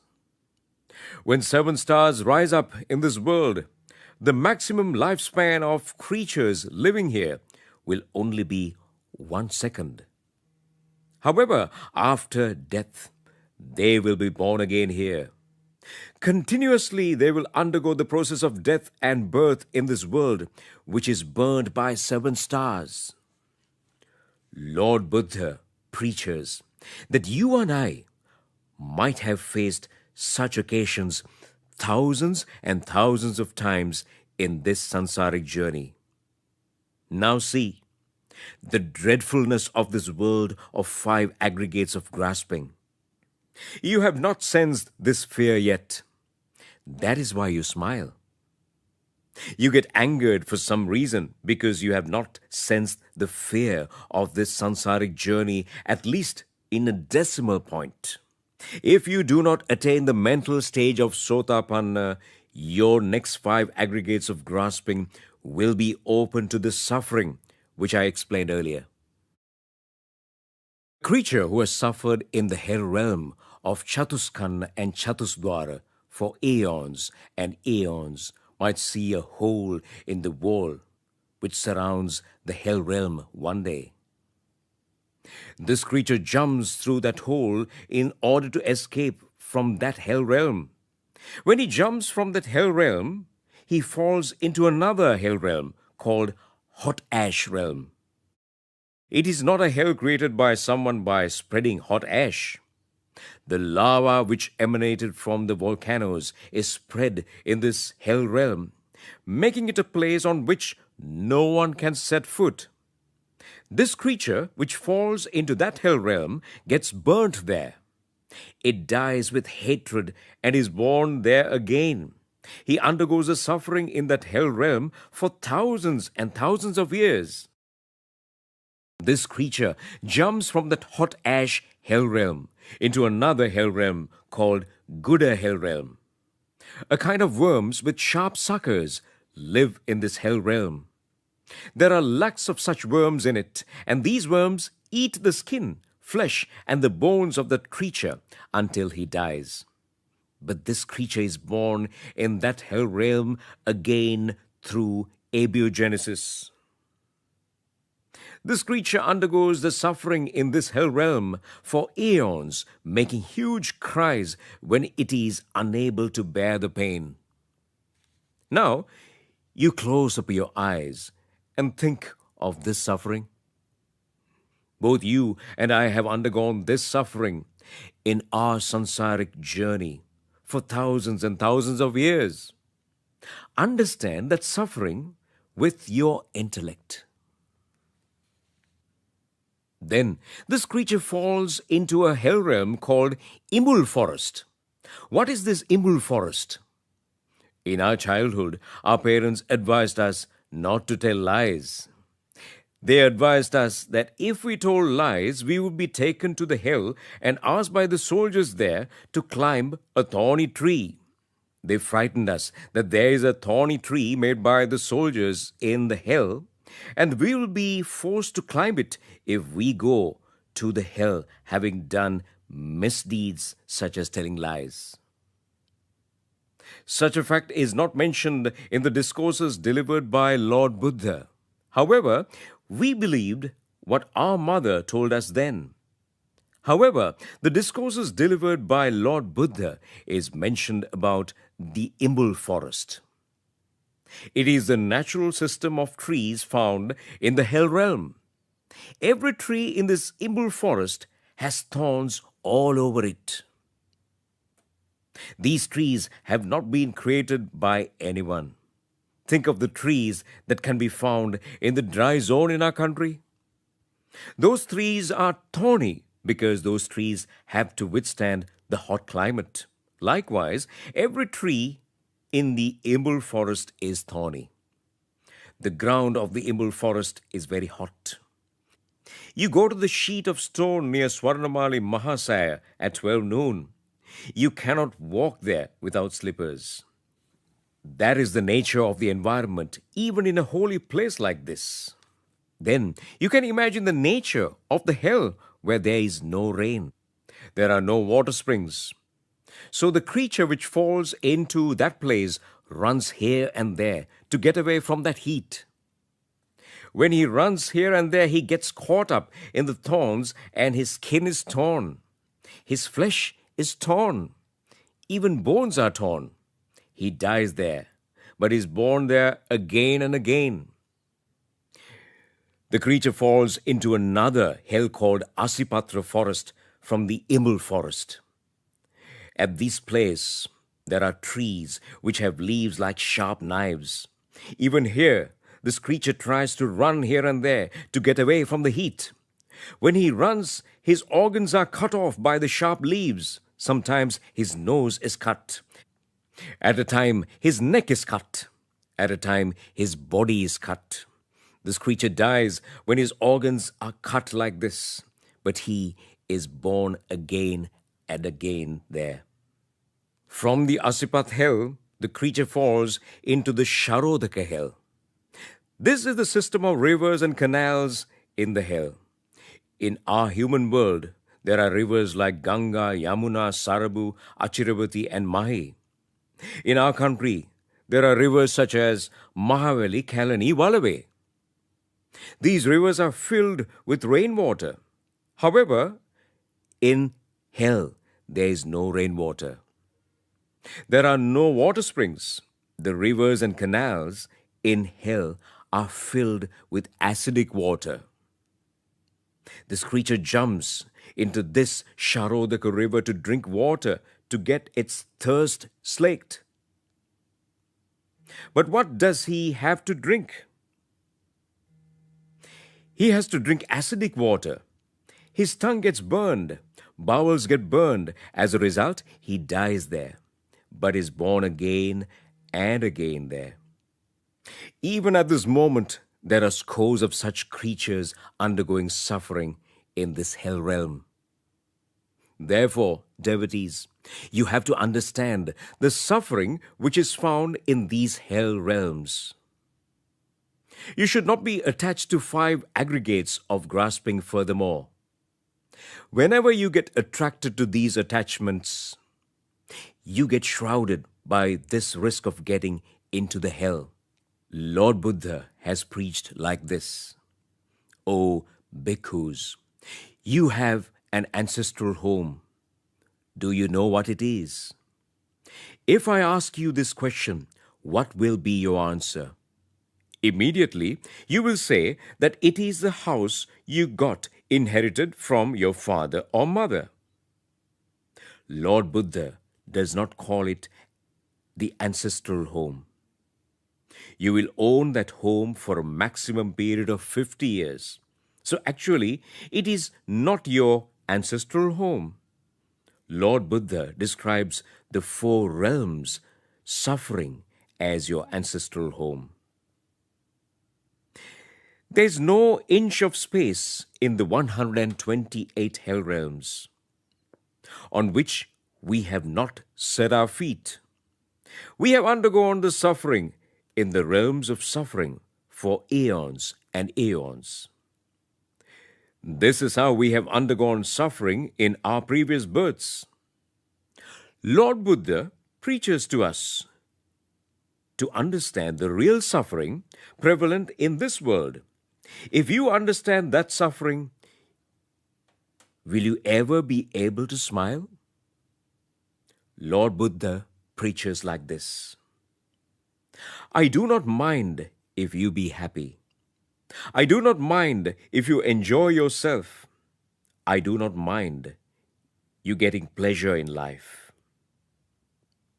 But I advise you not to be attached to pleasure. I advise you not to be attached to the pleasure of forms. This pleasure is so short, but its consequences are so long. As a result of these long consequences, we suffer in the hell realms for aeons. So when you enjoy yourself, you should be mindful. When you get pleasure in life, it should be done with the presence of mind. If any mistake occurs, a fearsome suffering will be created. Now, we were able to see the suffering existing in the samsaric life. We saw the suffering through the 4 noble truths. Why do creatures suffer in the 4 realms of suffering for aeons? Why do creatures fall into the 4 realms of suffering? There are no 2 reasons for it. Only one reason is prevalent for it. The craving for the 4 aggregates of grasping is the reason for this suffering. See how beautifully Lord Buddha has explained to us the cause for creatures to suffer in the 4 realms of suffering. Craving created for forms, attachments and contacts. Craving created for recognitions. Craving created for volitional formations. Craving created for consciousness creates suffering in us. So, what should we do to escape from these 4 realms of suffering? Only one solution is available for it. What is the path for the escape from this suffering? Lord Buddha preaches that the only path available for us to escape from this suffering is the Noble Eightfold Path. So, we should see it through the 4 noble truths, and we should use the whole strength of our lives to go along the Noble Eightfold Path. Devotees, we all should repose trust in one thing. Our belief should not be reposed on politicians. We need not repose trust on the person who would become the next leader. Instead, we should repose trust only in the Noble Eightfold Path. So, if you want to eliminate the suffering of the 5 aggregates of grasping, your belief should be reposed only in the Noble Eightfold Path. You should understand the strength of the Noble Eightfold Path. You should follow the Noble Eightfold Path. If you want to follow the Noble Eightfold Path, first of all, you should become a great friend of yourself. For that, you should become a humble person. It is an essential factor to attain the mental stage of Sotapanna.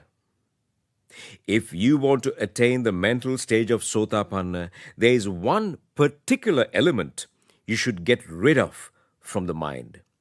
That is the defilement of self-view. You should eliminate your attachment to the self. If you want to eliminate the attachment to the self, you should make humility your great friend. Any person who is not humble cannot advance on the path of this Dhamma. Therefore, you should always be humble. Never try to be a preacher, but try to be a good listener. Do not try to be the first, but instead you should be clever to be the last. Take examples from the world. Let the world have its own way. But you direct yourself to the path of Dhamma. If you want to direct yourself to the path of Dhamma, it is essential for you to become a great friend to yourself. Always be humble and always become a good listener. Secondly, you should be grateful to yourself. How can you become grateful to yourself? Think of the fact whether you have become grateful to yourself. You may be grateful to your father and mother. You may be grateful to your spouse. You may be grateful to the society. But are you grateful to yourself? You touch your conscience and ask that question. Devotees, you have not yet become grateful to yourself. If you had become grateful to yourself, you should have attained the mental stage of Sotapanna by this time. Any person who has not attained the mental stage of Sotapanna cannot say that he has been grateful to himself. A simple mistake may take you a long journey in the realms of hell for aeons. So, you become grateful to yourself and try to attain the mental stage of Sotapanna before you die, in order to escape from the suffering of the samsaric journey. Next, you should be grateful to Lord Buddha. Lord Buddha fulfilled perfections for aeons in the samsaric journey in order to show us the path of attaining the higher mental stages. If you have not been able to attain the mental stage of Sotapanna, you have not yet been grateful to any Lord Buddha that you met in this samsaric journey. So, you should not be a debtor to Lord Buddha. Lord Buddha has fulfilled the 10 perfections for 4 lakhs of aeons to show us the path leading to higher mental stages. Lord Buddha expected that you would develop insightful knowledge. Lord Buddha did not expect that you would be attached to volitional formations that extend the formations of birth. If you become a great friend of yourself, if you become humble, if you become grateful to Lord Buddha, you will advance from ignorance to wisdom. Then you will be able to associate with the great friends in the Buddhist dispensation. Who is the great friend in this Buddhist dispensation? Our only great friend is Lord Buddha. On the occasion when Lord Buddha passed away, he preached like this: Ananda, after I pass away, the Dhamma delivered by me and the discipline shown by me will be your teacher. So, devotees, we have a living religious teacher. The Dhamma and discipline are our religious teacher. So we are not forlorn. We are not helpless. We have the refuge of the living religious teacher of discipline. Sutra Dhamma and Abhidhamma. Therefore, you consider that the Mahasangha who preach this Dhamma correctly and perfectly are a great friend. When you look for great friends, you have to be vigilant. The lay society undergoes a huge danger when identifying great friends. What is the reason for it? The reason is the disobedience to the Lord Buddha. You should always look at the Dhamma delivered by Lord Buddha. Understand the Dhamma properly. Lord Buddha has never preached us to go in search of bhikkhus who have attained the mental stages of Sotapanna, Sakurdagami, Anagami, or Arhat in order to find great friends. We are not able to identify the persons who have attained such mental stages. Only Lord Buddha is able to see the fact whether a certain person has attained some higher mental stage or not. But what does our society do? Our society is going in search of bhikkhus who have attained the mental stages of Sotapanna, Sakurdagami, Anagami, or Arhat to find great friends. The Mahasangha is branded in various manners for this purpose. As a result, the Sangha community has been plunged into a huge difficulty. Lord Buddha preaches to us that we should look at the Mahasangha as one single Sangha community. The Sangha community does exist in this world in order to establish this Buddhist dispensation in this world. The purpose of the Mahasangha is not to make lay society lost in the dream world of Sotapanna, Sakurdagami, Anagami, or Arahat. The Sangha community does exist to establish the Four Noble Truths in the Buddhist dispensation. Therefore, Lord Buddha preaches to us that we should look at Mahasangha as one single Sangha community. We should not try to label the bhikkhus in the Sangha community as Sotapanna bhikkhus and Arhat bhikkhus. If we try to do it, we only add ignorance to our minds.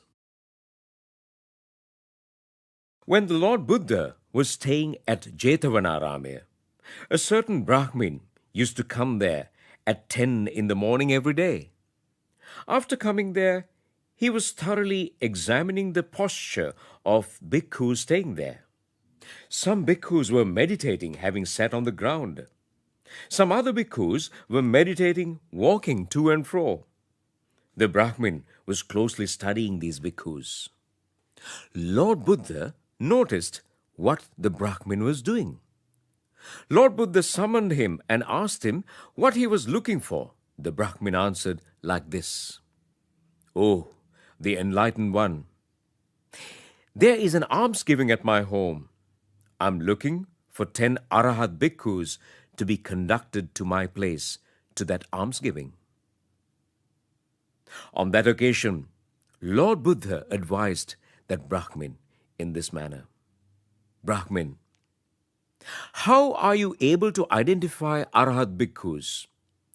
Do not do foolish acts. Invite any 10 bhikkhus whom you meet once you enter the temple premises and respectfully conduct them to your house and offer alms on behalf of the Sangha community." That is what we call faith, devotees. If you engage in meritorious activities without having faith, only the elements of craving, hatred, and ignorance will be developed in your mind. Therefore, you should not deviate from the Dhamma delivered by Lord Buddha. If you see a bhikkhu walking on the road, make offerings to him on behalf of the Sangha community. It may be a toffee or some candy. What is important is not what you offer, but the fact whether you offer it for the whole Sangha community or not. That is how you should establish amity in the Sangha community. On the contrary, if this lunacy of going in search of bhikkhus who have attained higher mental stages is injected into the society, the whole Buddhist dispensation will be put into disrepute. Therefore, when you look for great friends, you have to be mindful. Consider Mahasangha as one single Sangha community. Don't look at Mahasangha with self-view. If you do so, it will only add sins and ignorance to your lives. Not only that, you will also contribute to the greatest unwholesome act of making this great Buddhist dispensation disappear. Therefore, you consider the Mahasangha as your great friend. Lord Buddha preaches to us to look into the Dhamma before we accept it. We need not accept Dhamma because of the fact that it is delivered by Lord Buddha. We need not accept Dhamma because of the fact that it is preached by a powerful bhikkhus with a lot of disciples. We should look into Dhamma with our intellect, and if it is agreeable to us, we should accept that Dhamma. That is the preaching of Lord Buddha. We should see the correct Sutra Dhamma, discipline and Abhidhamma preached by the Lord Buddha with our intellect. We have to align the Dhamma with our life with mindfulness. We should align that Dhamma with the 5 aggregates of grasping that belong to the present, past and the future. When we remind Dhamma with intellect, we will be able to see the 4 noble truths. Then we can see suffering through our lives. We can see the cause of suffering or craving through our lives. We can see the cessation of suffering through our lives. Next, we can see the Noble Eightfold Path. We cannot see any other life which is away from the Noble Eightfold Path. Both mundane and extra-mundane bliss is in the Noble Eightfold Path. Where does the present society try to find the extra-mundane bliss? Most often, the path shown by Lord Buddha is not followed. We should follow the correct Noble Eightfold Path. The Noble Eightfold Path has 8 entrances. If you enter through the wrong entrance, you cannot follow the Noble Eightfold Path properly. Some try to enter the Noble Eightfold Path through the entrance called a virtue. Some try to enter it through the entrance called loving kindness. Some try to enter it through the entrance called mindfulness. At all of these places, you are not able to follow the Noble Eightfold Path in a proper manner. So, what is the correct entrance to the Noble Eightfold Path? The correct entrance to the Noble Eightfold Path is the right view. In this world, we do various things to get comfort or bliss. We love others to get comfort. We get married for it. We beget children and we construct houses. We buy vehicles. We earn money. We go abroad. Likewise, we do a number of things to get bliss or comfort. However, all of these comforts bring us suffering. So you understand that the real comfort in this world can only be obtained through right view. You add the meaning of right view to your life. Then you can enter the Noble Eightfold Path. Nowadays, we hear that the 2 words of right view and wrong view are discussed in the society in a serious manner. What is the difference between right view and wrong view? Only Lord Buddha can explain the difference between these 2 words. The right view has 7 meanings. First meaning, faith in the triple gem. Second meaning, faith in karma and karmic effect. Third meaning, belief that we get rebirth according to the doctrine of dependent origination. Fourth meaning, faith in the qualities of father and mother. Fifth meaning, faith in the effects of virtue and almsgiving. Sixth meaning, faith in the fact that animals are born through the process of abiogenesis. Seventh meaning, faith in the fact that there are persons who have attained higher mental stages. These are the 7 meanings which cause comfort or bliss in this world. These 7 meanings are established only in the Noble Eightfold Path.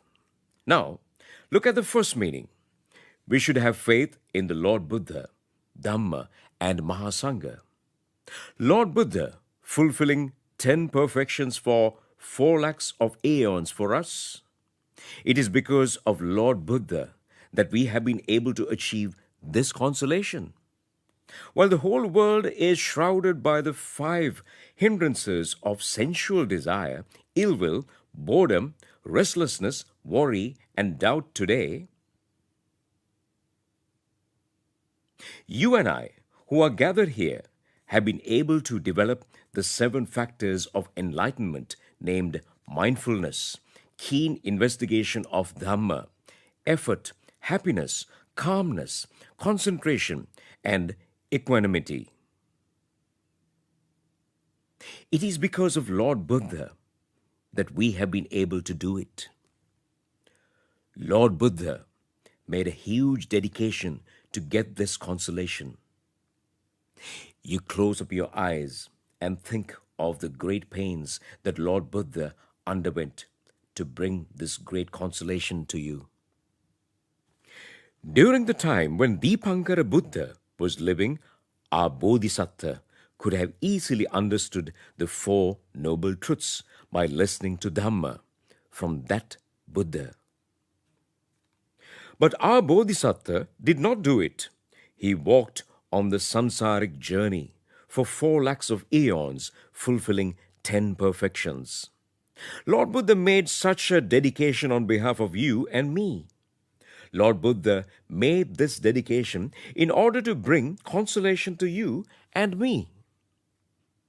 Lord Buddha preaches like this: Ananda, the amount of blood I have donated in this long sansaric journey is bigger than the amount of water found in the great ocean.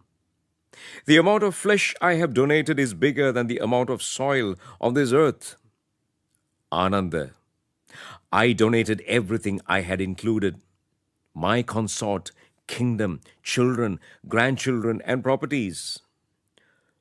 Lord Buddha made such donations in order to bring this consolation which you and I experience today. At the last birth, Bodhisattva was born as a prince called Siddhartha. This prince got a handsome figure which was complete with 32 specific male features. He was endowed with 3 palaces named Ramya, Suramya, and Subha. He had a pretty consort named Yashodhara. He got a beautiful son, but he abandoned every comfort he had. He engaged in the practices of self-mortification for a period of 6 years. Later, Lord Buddha preached like this: Ananda, the suffering that I went is not able to be experienced by any living being in this world. Ananda, I tried to win suffering through suffering. I inflicted immense suffering to my body. My abdomen was attached to my backbone. When I touched my abdomen, I felt my backbone. When I touched my backbone, I felt my abdomen. Such suffering was inflicted by me to my body. Ananda, on some days I consumed only a grain of dal. On some days I consumed only a grain of green dal. On some days I consumed only a grain of rice. I opined that I would be able to win suffering through suffering. I was not able to walk. I crawled here and there in the forest. I went to the places where cattle were kept. Then I sucked milk from the udders of cows. When the cows kicked me, I fainted. I was lying near cattle farm, unconscious for 2 weeks. When I recovered, I did not have enough strength even to crawl. I consumed the yellowish cow dung excreted by calves. When I consumed it, I did not sense any bad odor and unpleasantness. why did Lord Buddha undergo this type of suffering? Lord Buddha did it only to bring us this consolation. The Bodhisattva understood that suffering could not be overcome by suffering. Then he adopted the middle path. He sat at the Bodhi tree and consumed the milk rice offered by a lady named Sujata. Bodhisattva made a firm resolve near the Bodhi tree. My blood, flesh, sinews, bones, and nerves may wither away, but I will not get on to my feet without attaining the great enlightenment. With that firm resolve, Bodhisattva gave up craving for the 5 aggregates of grasping. He gave up craving for form, sensations, recognitions, volitional formations, and consciousness. Then he was able to understand the 4 noble truths, and after that he attained the great enlightenment. Bodhisattva attained the great enlightenment at the Bodhi tree, having placed his life before death. Now, close up your eyes and think of the sacrifice that Bodhisattva has made throughout the sansaric journey. After attaining the great enlightenment, a great service was performed for a period of 45 years as Lord Buddha. Lord Buddha walked through villages and preached the 4 noble truths to people. Through it, Lord Buddha showed the path for obtaining both mundane and extra-mundane comfort. After this yeoman service of 45 years, Lord Buddha passed away at a place called Kusinara. At the last moment, Lord Buddha delivered a piece of advice to the bhikkhus. Bhikkhus, all volitional formations are impermanent. What are the volitional formations? All these wholesome activities, all these unwholesome activities, meritorious activities, and sinful activities performed by you will become impermanent after making their effect. These volitional formations are an illusion.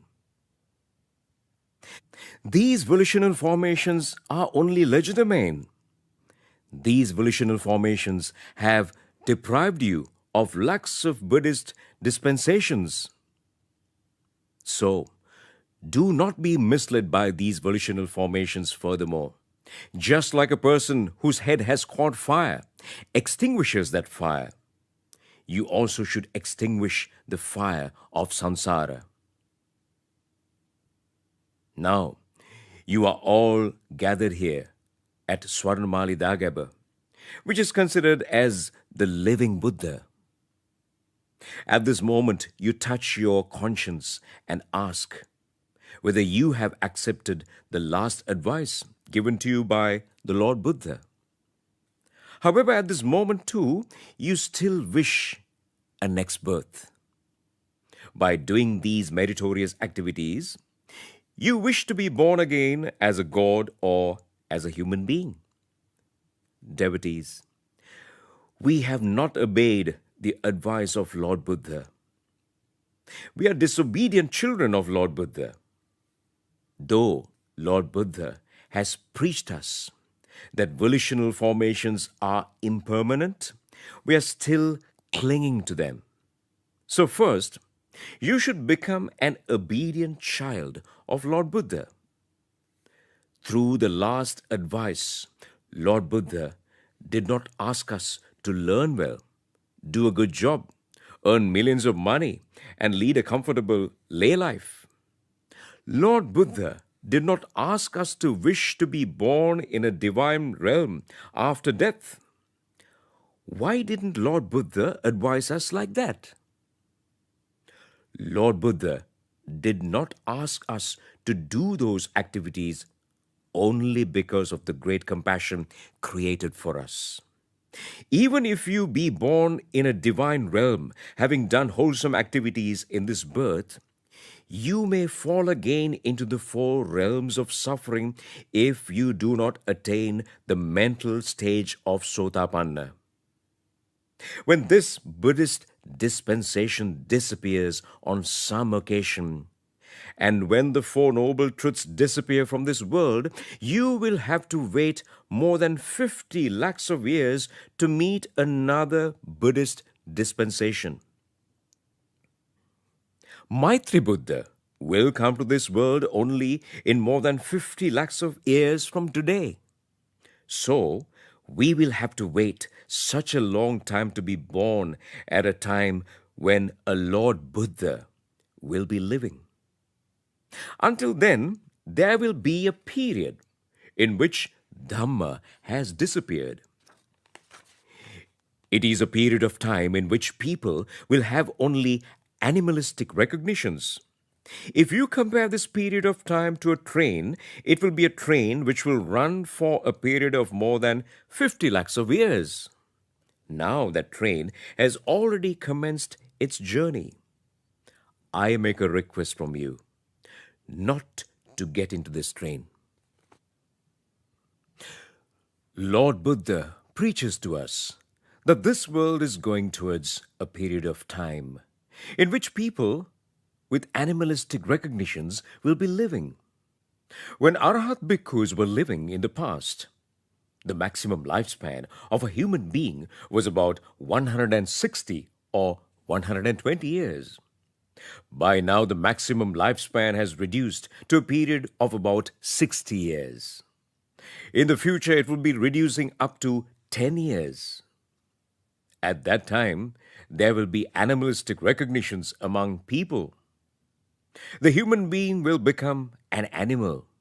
Human beings will be killing one another like animals. The world will become a pool of blood. Even during the recent past, we saw such behavior patterns among people. There were some extremist doctrines which advocated killing virtuous people in order to gain bliss after death. Devotees, this kind of paganistic doctrines will reign over the world in the future. During that period of time, people will not take baskets of flowers to places of religious worship. They will not light lamps or incense sticks there. What will they offer to gods then? They will kill their children and offer the flesh of children to gods. They will put the flesh of their own children on the altar and pray to the god. Such a period of time will dawn. The seeds of that recognition was visible to us in the society recently. That barbaric recognition is at its initial stage now. So, you should not get caught into such recognitions. Eliminate hatred, animosity, and revenge. Always concentrate your mind on the Dhamma delivered by Lord Buddha. Just like a person whose head has caught fire tries to extinguish his fire, you also try to extinguish the fire of this samsaric journey. Adhere to the last advice by the Lord Buddha. Remember the fact that such compassionate religious teacher is available only to a Buddhist. Never think of a life, a world, or a comfort away from Lord Buddha. You have been able to defeat wrong view and obtain right view because of Lord Buddha. You have been able to get this beautiful life as a human being because of Lord Buddha. We are a group of persons who have been in this human world for the last 2,600 years. We were able to be born as human beings as per dependent origination. We are enjoying now the great effects of the meritorious activities committed by us by taking the refuge of Buddha, Dhamma, and Sangha, and also by going along the Noble Eightfold Path. Look at the holy place on which you have set your foot at this moment. This is the most beautiful place in this whole world. There is no other place which is holier than this place.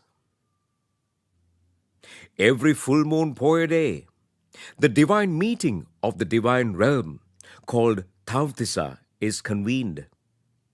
It is convened under the leadership of God Sakra and the protection of the four guardian gods. Before the meeting of the gods commences, every god who participates in this meeting worships this motherland of ours. Gods become pleased by worshipping this country where the noble eightfold path is established.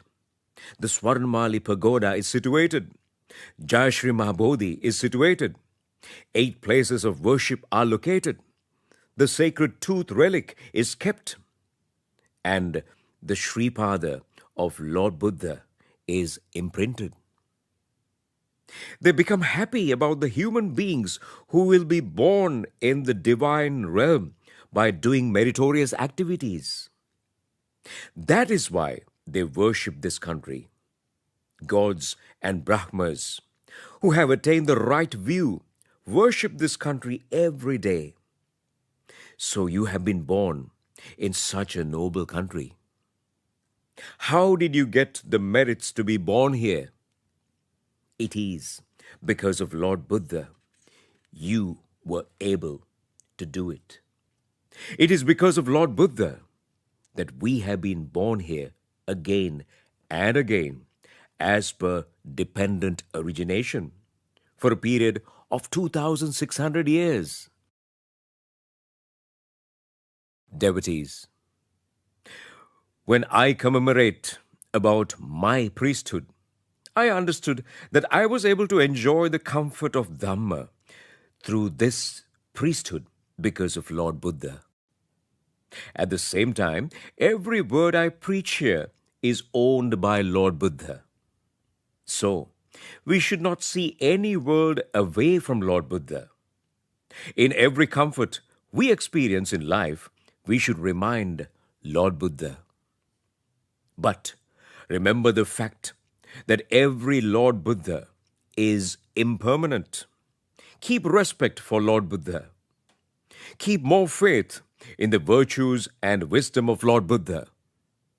Commemorate the great kindness of Lord Buddha. Then see the great qualities of Dhamma. What is the first quality of Dhamma? Dhamma is Swakkata. That means Dhamma is well presented or preached. Lord Buddha has preached Dhamma in a simple manner. Dhamma is well presented at the beginning, in the middle, and at the end. This long sansaric journey, which runs through dependent origination, and the path to end that journey through the 4 noble truths are explained by the Dhamma, which has the Swakkata quality. Lord Buddha preaches to us that there will not be an end of the world of 5 aggregates of grasping. Even in the future, lakhs of Lord Buddhas will come to this world. There will be times in which Buddhas will be living. At the same time, there will be times in which Lord Buddhas will not be living. This process will be continued without end. So, we should understand the path shown by Lord Buddha to conclude this sansaric journey in this very life by following the noble eightfold paths. When we see the Swakkata quality of Dhamma, we should see the wonder of the great knowledge of Lord Buddha. Then, look at the Sandittika quality of Dhamma. That means the results of Dhamma can be seen in this very life. If you want to attain the mental stage of Sotapanna, you need not wait until you get the next birth for it. You can do it during the lifespan of this life. That is why we say that Dhamma is Sandittika. Why has Dhamma become Sandittika? Dhamma has become Sandittika, as the Dhamma is Swakkata or well preached. Have you created faith in Dhamma? If I ask this question, you will say yes. But how can you understand that you created faith in Dhamma? For that, you should keep trust in the Sandittika quality of Dhamma. If you think that you cannot attain the mental stage of Sotapanna in this very life, then you do not accept the Sandittika quality of Dhamma. At the same time, you do not accept the Swakkata quality of Dhamma. If you do not have faith in these two qualities of Dhamma, you will not even have the faith in Lord Buddha. So, always keep faith in the Sandittika quality of Dhamma. Close your eyes and think for a moment. Then, you make a firm resolve to the effect that at least at the last moment of your life, you will attain the mental stage of Sotapanna. That is the faith in the Sandittika quality of Dhamma. As we do not see the Sandittika quality of Dhamma, we are sometimes compelled to think that Dhamma is very deep. We do not see the Swakkata quality of Dhamma through a great analysis of Dhamma. Next, see the qualities of Mahasangha. What is the first quality of Mahasangha? The first quality of Mahasangha is the Supatipanna quality. They have seen the futility of the sensual desires. They have seen the ferocity of this sansaric journey. They have seen the perils of the lay life. That is why they have freed themselves from the lay life. That is the Supatipanna quality of the Mahasangha. This Supatipanna quality is not possessed by any other human being in this world. There was a layman called Ugga who had attained the mental stage of Anagami. There was a lay woman called Velukantaki who had attained the mental stage of Anagami. Visakha was a devotee who had attained the mental stage of Sotapanna. However, they all did not have the quality of Supatipanna. So, Supatipanna quality is possessed only by the venerable bhikkhus, who have attained higher ordination after becoming a bhikkhu, by leaving the lay life and having seen the futility of sensual desires and having understood the ferocity of the sansaric journey. So, you should understand the fact that the bhikkhus who live in the temple of your area are greater than Ugga, who was a householder that had attained the mental stage of Anagami, and Visakha, who was a devotee that had attained the mental stage of Sotapanna, both of whom lived during the times of Lord Buddha. Then, see the Ujupatipanna quality of the Mahasangha. What is this quality of Ujupatipanna? A bhikkhu who has the quality of Supatipanna enter the path leading to the cessation of suffering. The direct path of eliminating the suffering is Noble Eightfold Path. So, bhikkhus go along the Noble Eightfold Path with firm resolve. This is the Ujupatipanna quality of the Mahasangha. Mahasangha even have the quality of Nyayapatipanna. It is the quality of having great knowledge or faculties.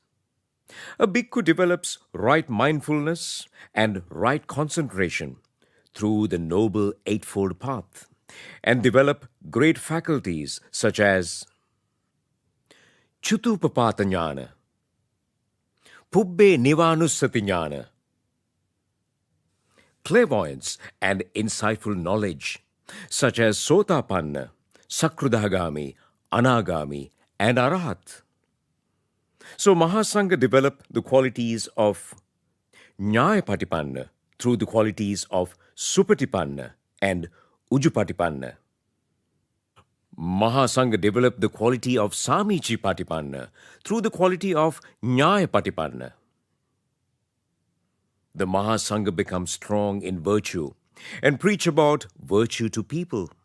Mahasangha becomes strong in mindfulness and wisdom, great faculties and emancipation, and preach those things to the people. Mahasangha becomes strong in the noble eightfold path and preach it to the people. This is the quality of Samichi Patipanna, prevalent in Mahasangha. Devotees, when you give alms to bhikkhus, you should not think of the fact whether those bhikkhus live in a temple or hermitage, whether they wear yellow robes or brown robes, or whether they have attained higher mental stages or not. You have to see the qualities of the bhikkhus. Even if you see a novice bhikkhu, you see a supatipanna quality of that bhikkhu. See the ujupatipanna quality of the bhikkhu. See the samichi patipanna quality of the bhikkhu.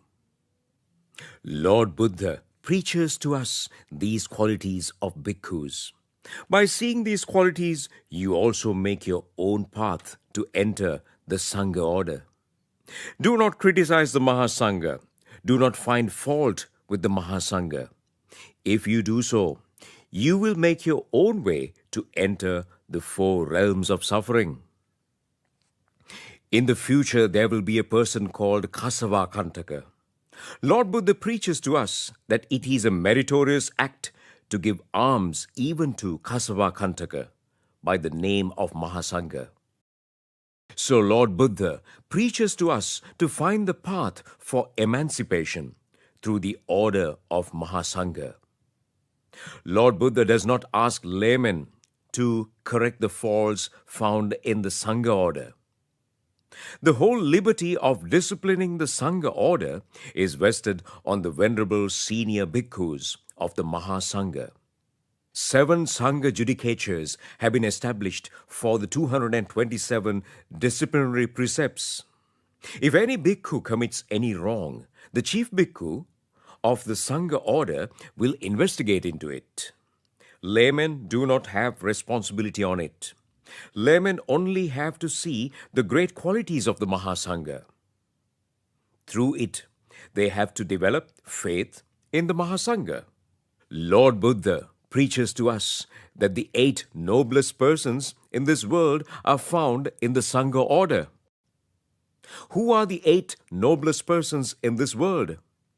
Actually, these persons live in the temple or hermitage in your area. These 8 persons are the Saddhanusari Dhammanusari Bhikkhu, the person who has attained the mental stage of Sotapanna, the person going along the path of Sakurdagami, the person who has attained the mental stage of Sakurdagami, the person going along the path of Anagami, the person who has attained the mental stage of Anagami, the person going along the path of Arahat, and the person who has attained the mental stage of Arahat. Devotees, even the Saddhanusari Dhammanusari person has been placed among these 8 persons.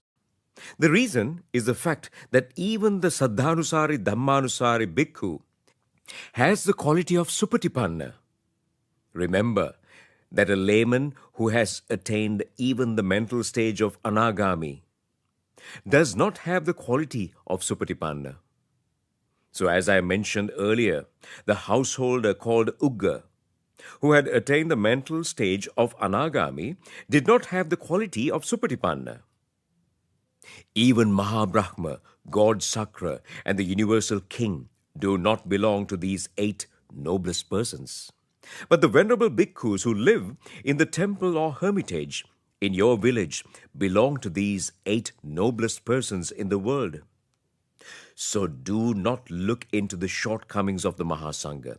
Do not find fault with the Mahasangha.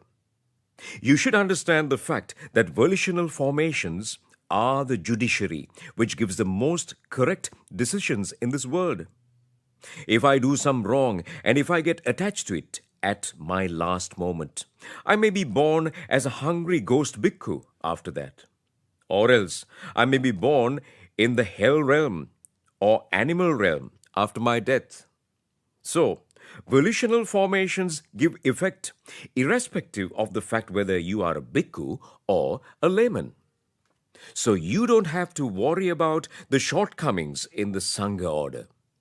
What you have got to do is to develop the quality of Supatipanna in yourself through the Sangha society. I was able to do it myself. I developed the Supatipanna quality and the Ujupatipanna quality through the Sangha order. I never tried to look into the faults of the Mahasangha. Think of the great help that the Sangha order gives us. Now, the most beautiful rainy season has commenced. During this period of time, you will be getting the greatest benefit that you can get for the offerings you make to the Mahasangha. So during these 3 months, you always think of the great qualities of Mahasangha. When you worship the Mahasangha for those great qualities, you will be able to correct yourself. You will be able to go along the path of Dhamma. If you blame the Mahasangha, you will only get disappointment. You will also be dragged to a wrong path. The first meaning of right view is the faith in the noble triple gem. If you develop faith in the noble triple gem, you will be freed from all perils. Then you should also develop the faith in karma and karmic effects. If you do wholesome acts, you will face good effects. If you do unwholesome acts, you will face bad effects. All the differences in this society are cursed by the effects of the acts of people.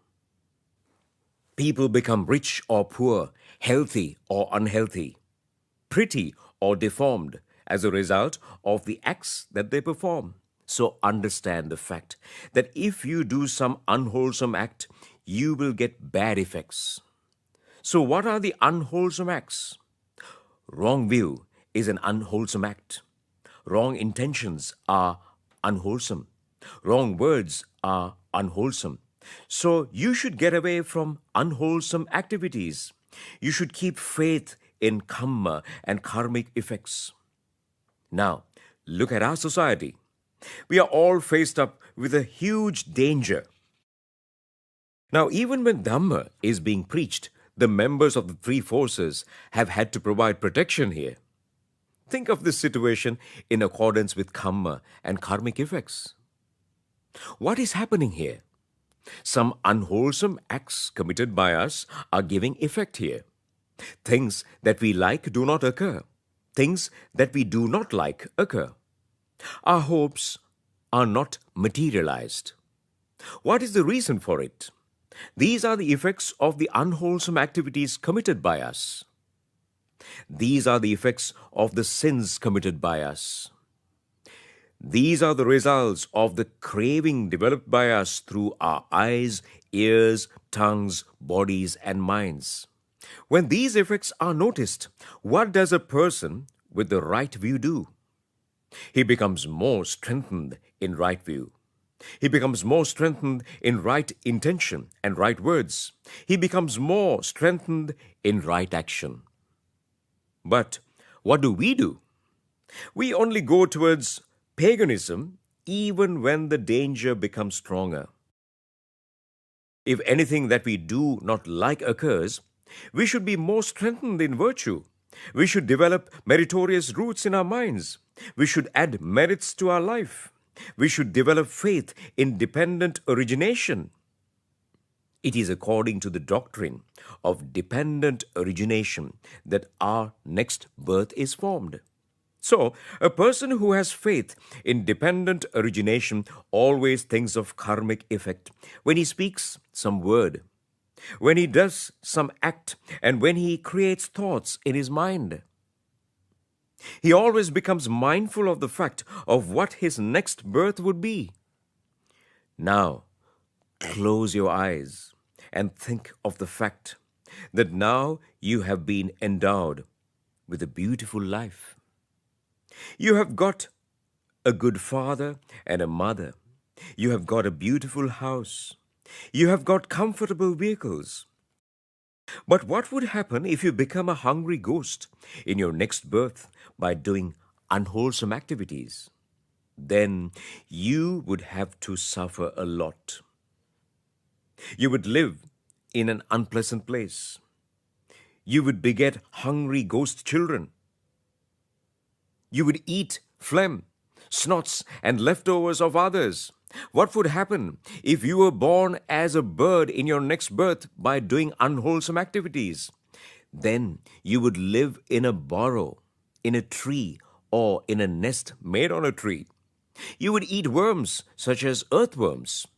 What would it be like if you were born as a buffalo in your next birth?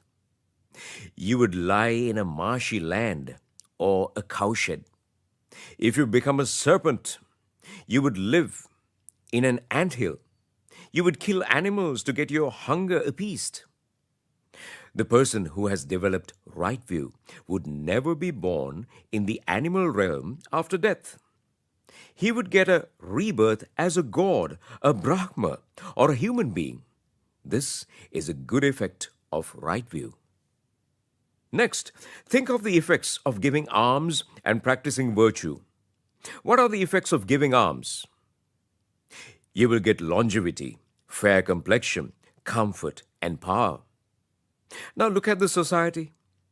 You can see wealthy and powerful persons in the society. How have they become so rich and powerful? They have achieved this status as a result of the alms given by them. Some people hate the comfort of others. We should not do it. When we look at the wealth and power of the others, we should develop right view through it. They have received such wealth and power as a result of the alms given by them in their previous births. If you develop this view, you will become more strengthened in giving alms. Devotees, the fact of being poor or rich is related to the cause and effect doctrine. It is not due to the fault of the government that one becomes poor. It is not due to the fault of one's parents that he becomes poor. As he has not given alms in his sansaric journey, he has been relegated to such a level. So, we should develop right view through this. If we develop right view, we will never hate others. We will never wish destruction for the wealthy people. We have heard of certain slogans in politics as those who suffer from starvation should stand up now to fight. This is the slogan of paganism or wrong view. You should never go behind these slogans. If those who suffer from starvation begin to fight, they will end up in the 4 realms of suffering in their next births. The reason is that if you get attached to such slogans, you will only be fighting with Dhamma. You will be fighting with the doctrine of cause and effect. So if you are poor, you should not hate the rich. You should develop faith in right view, karma, and karmic effects. The person with the right view never hates rich people. He blesses rich people, and through it, he creates the way for him to become rich. This is the right view. You develop faith in virtue as well. Now, see the popularity of some people in society. We see a number of popular people in various fields such as arts, politics, education, etc. Think of a village or an office. Even there, we see some persons who are popular than others. Some persons get higher positions such as president, prime minister, minister, or member of parliament through their popularity. They get such positions and popularity as a result of virtue that they practiced in their previous births. So, a person who keeps faith in virtue and effects of virtue does not envy a person with popularity. Such a person does not hate popular persons. Think of a classroom. If there are 40 children in the class, one child will become first in the class. Another will become second in the class. There will be another student who is more popular than others in the class. All these things happen due to the effects virtue. These are the effects of dependent origination. If you have developed right view, you can understand it. A person with right view will only envy the comfort of others. Next quality of a person with the right view is his faith in his father and mother. Lord Buddha compares father and mother to Mahabrahma. Mahabrahma, look at the world with 4 sublime states of mind named loving kindness, compassion, sympathetic joy, and equanimity. Your father and mother, too, look at you with the same sublime states of mind. When you were conceived in the womb of your mother, that secret was first conveyed by your mother to your father. Then both of them first went to the village temple and made offerings to the Bodhi tree there. They made a vow before the Bodhi tree. They made a vow before Lord Buddha. They wished that their child may grow well. They did not know anything about the child. They did not know whether their child would be a son or a daughter, or whether she or he would be dark or fair in complexion. But they wished that their child may grow well. This is why they have 4 sublime states of mind named loving kindness, compassion, sympathetic joy, and equanimity. When Lord Buddha described anantariya sins, or sins which would cause intermediate retribution, Lord Buddha mentioned that killing father and mother is an anantariya sin. Devotees, even if one killed a person who has attained the mental stage of anagami, it would not be an anantariya sin. But killing father and mother is an anantariya sin. So we can understand that Lord Buddha has placed your mother and father at the level of an Arhat Bhikkhu. Lord Buddha has compared your father and mother to Mahabrahma. So Lord Buddha has renamed your father and mother as Mahabrahma, or an Arhat Bhikkhu of your home, through the meaning of right view. So as children, you should look after your parents well. Thereby, you can strengthen your merits. Lord Buddha preaches that our parents are a treasure of merits. If you own a treasure of gems or diamond, you will create craving for it. That craving will bring you suffering.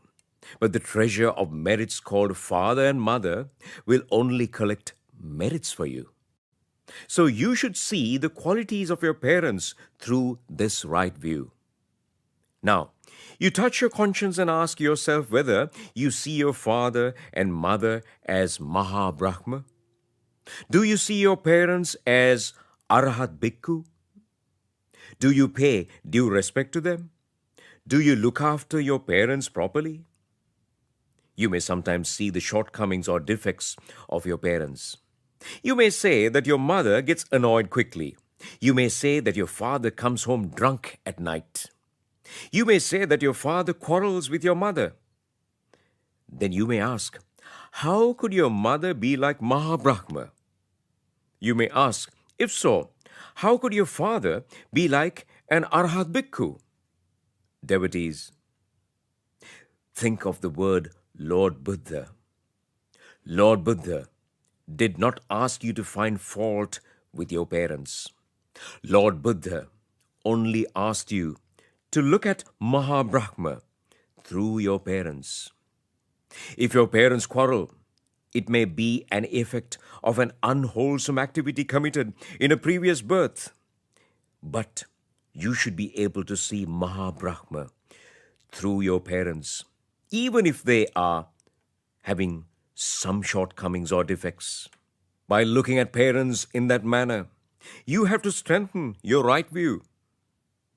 If you think on that line, you will never meet parents with such defects in your samsaric journey. Now, I have explained 5 components in right view by now. what is the next component? It is the belief in the fact that creatures are born through abiogenesis. Then, who are born through abiogenesis?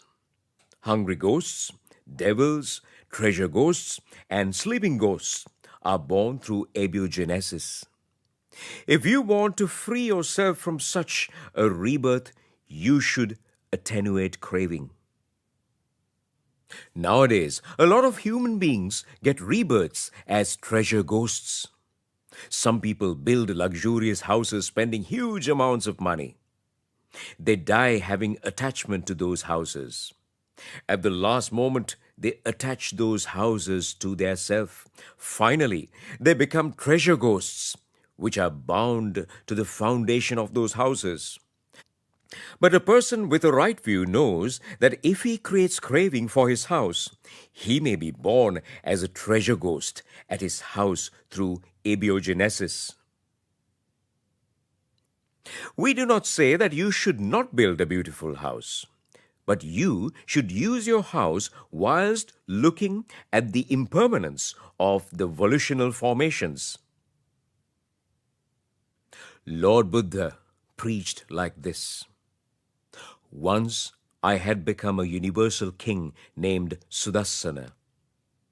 When I became the king, God Sakra summoned God Vishwakarma and told him that there was a king named Sudassana in the human world, and his perfection for giving alms was great. God Sakra asked God Vishwakarma to go to the human world and create a palace called Dhampaya. So God Vishwakarma came to the human world and created a beautiful palace called Dhampaya for that king. Every pillar of that palace was made of gold. Gems were studded onto the pillars. At noon, the palace gleamed with beauty. But Lord Buddha preaches that both that palace and the universal kingship of his face the reality of impermanence. All those volitional formations came to an end. Even the beautiful palaces called Ramya, Suramya and Subha, where Prince Siddhartha lived, came to an end. You should understand this reality. So you may build a beautiful house, but you should not get attached to it. If you do so, you will be born as a treasure ghost in that house after your death. Then even Brahmas are born through abiogenesis. If a person who has attained the mental stage of Anagami dies, he will be born as a Brahma. There are fine material Brahma realms and immaterial Brahma realms. Then there are 6 divine realms such as Tautisa.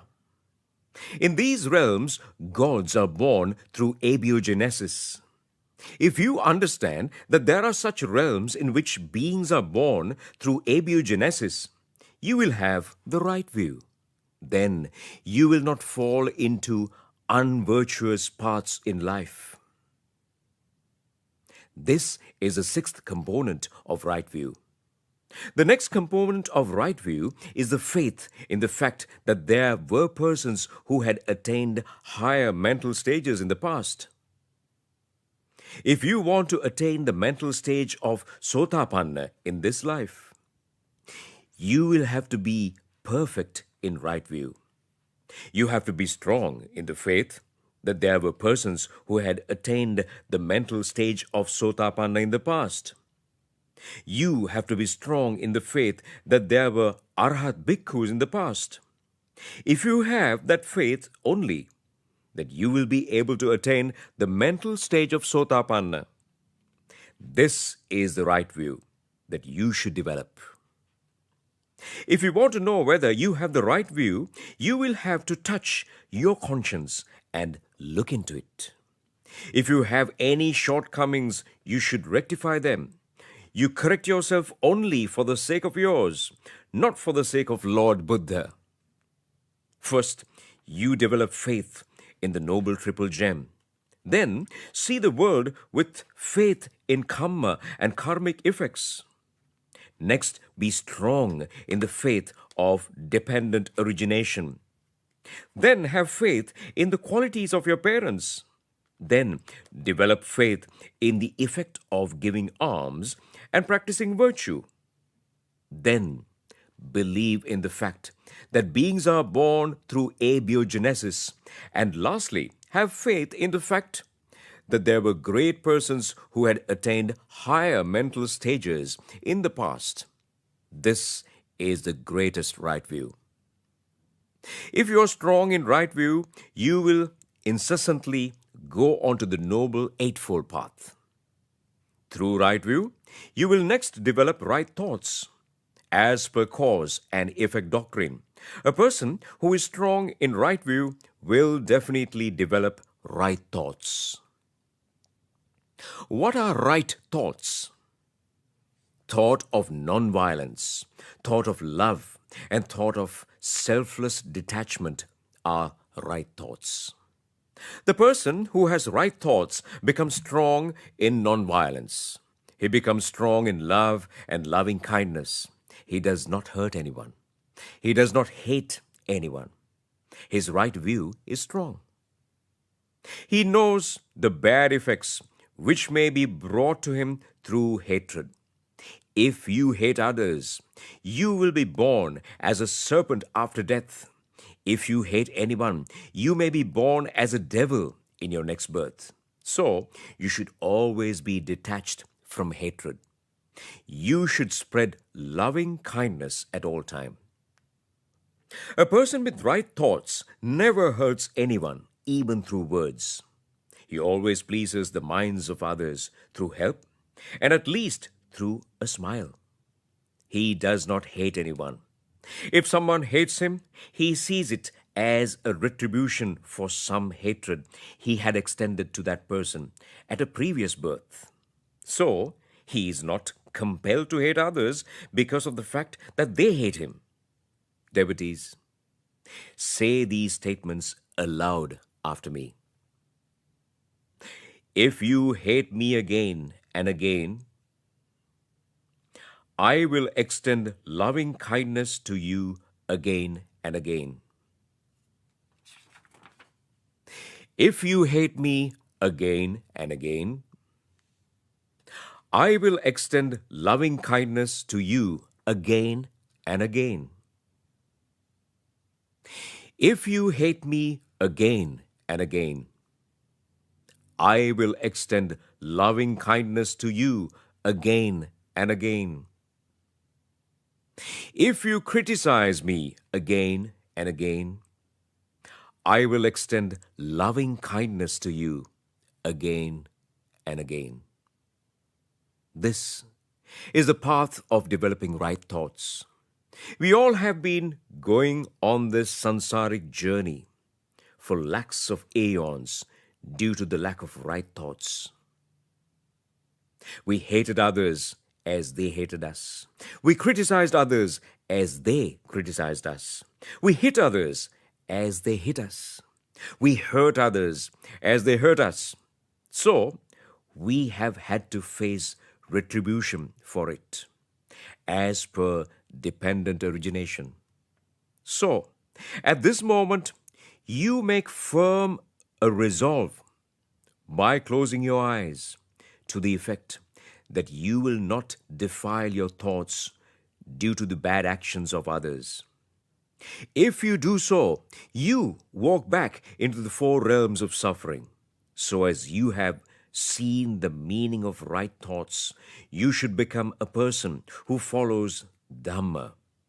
Never be moved by the actions of others. If someone blames you, think that he blamed you because you blamed him at a previous birth. If someone praises you, you think that he praised you because you praised him at a previous birth. Take both of these sensations with equanimity. Do not be attached to them. Think of the impermanence of these volitional formations. This is the right view. Then develop the thoughts of selfless detachment. What is selfless detachment?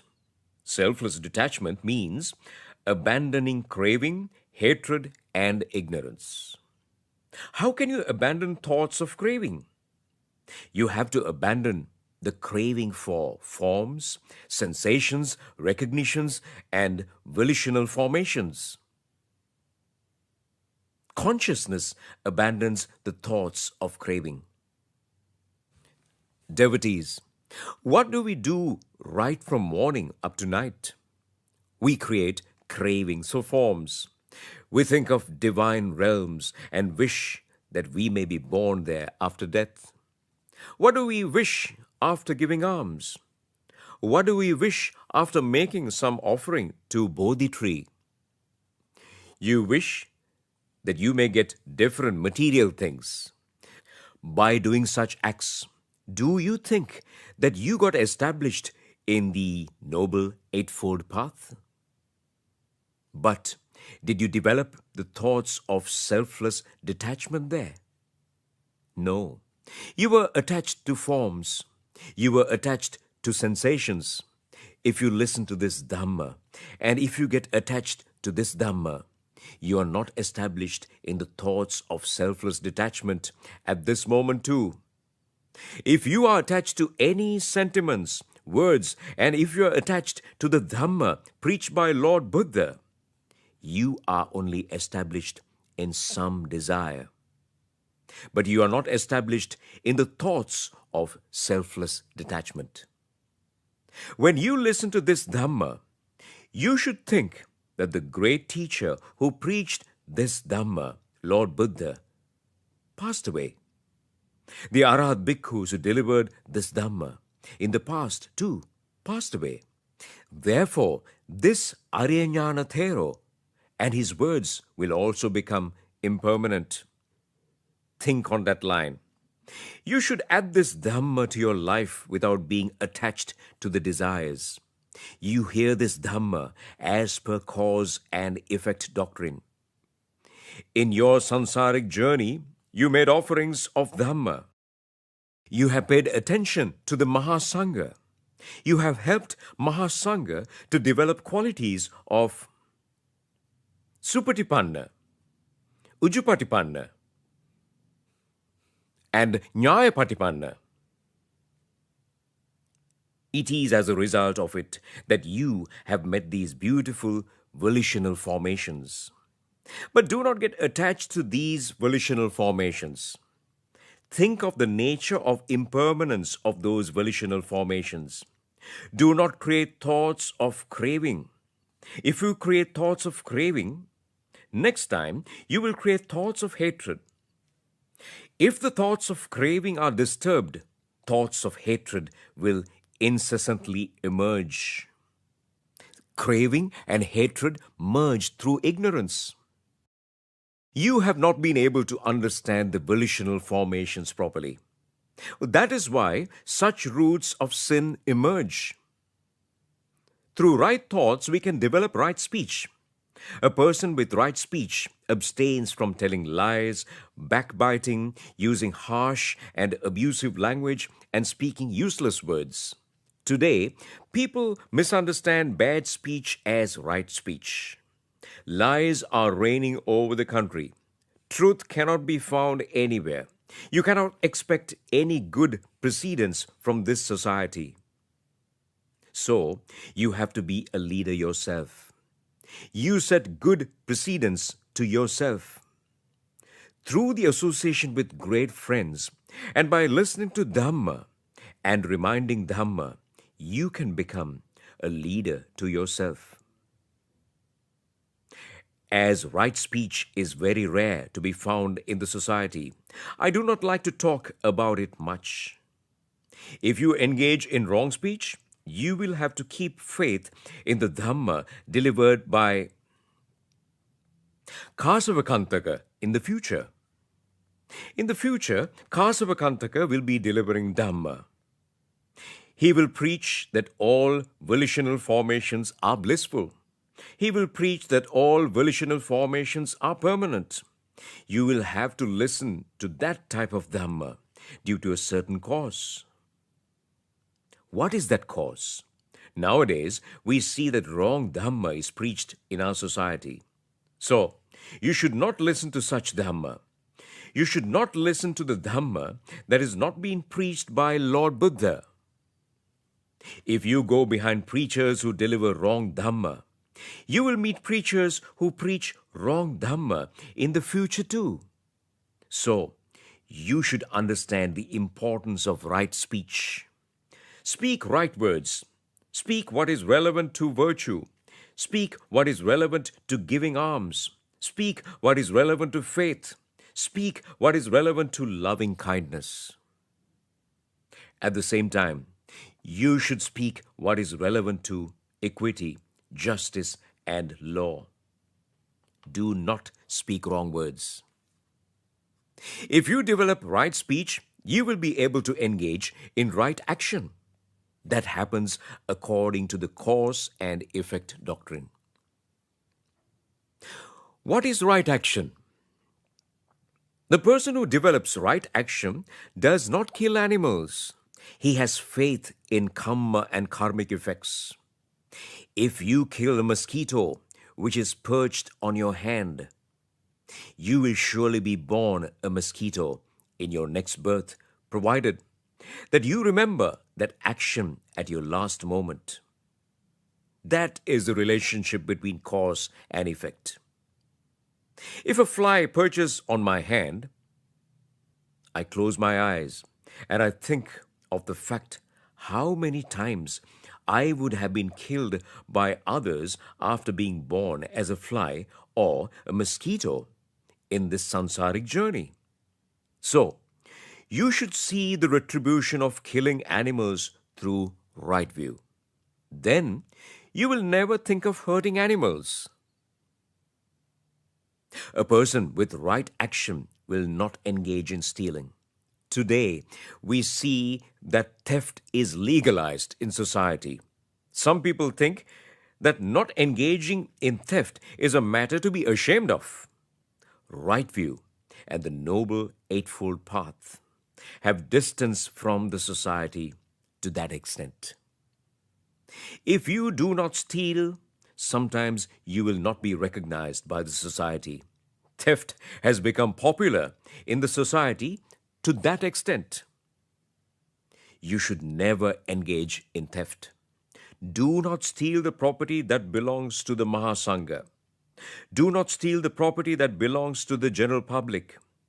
You will not be able to exhaust the consequences of that sin for a number of aeons. Now, you're seated here as a human being and listening to the Dhamma here. At the same time, on this very occasion, you would see a dog on the road barking at others. That dog also had been born as a human being in a previous life. Why did that human being be born as a dog? The reason is that he engaged in stealing in his previous life. Now he is facing retribution. Therefore, you should never be engaged in stealing. If you engage in stealing, you will lose comfort at the very moment you are to receive it in the sansaric journey. You may face an interview. Everyone thinks that you will qualify in the interview, but you fail the interview. Everyone thinks that you will become the head of your office. You are qualified for it, but the next moment you're deprived of that opportunity. You are entitled to receive a huge amount of money, but at the next moment, you will be deprived of it. You construct a beautiful house, spending huge amount of money, but a tsunami hits your house and is destroyed before your eyes. You buy a vehicle which is worth millions of rupees, but it is destroyed by an accident. All this happens as consequences of the act of stealing. If you steal the property that belongs to others, if you steal the comfort that belongs to others, you will be deprived of your comfort as well just before your eyes. At the same time, the offense of sexual misconduct is committed by some people in the society. It is a big sin. If anyone engages in sexual misconduct in this life, he or she will be born as a eunuch in the next life. Or else he or she may be born in the animal realm as a monkey, an ape, or a pig. Now, see how the components of this noble eightfold path are lined up. Right view develops our faith in the triple gem and the karma and karmic effects. Right thoughts attenuate our anger. Right speech disciplines our words. Right action makes us protect the 5 precepts. Next, when you have developed right action, you will be developing right livelihood.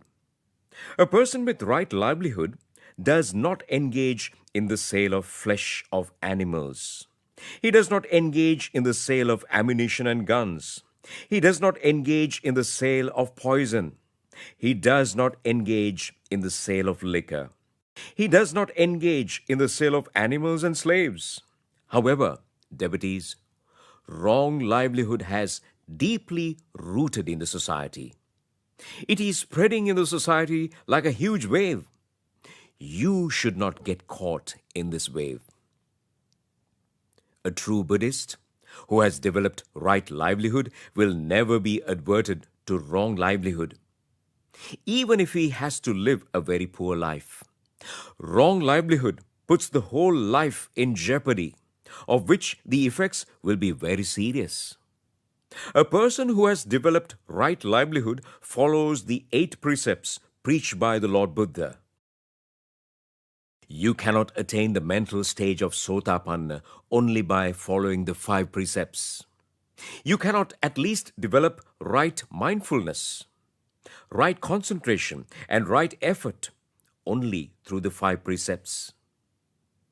If you want to develop right mindfulness, you need to follow the 8 precepts or right livelihood.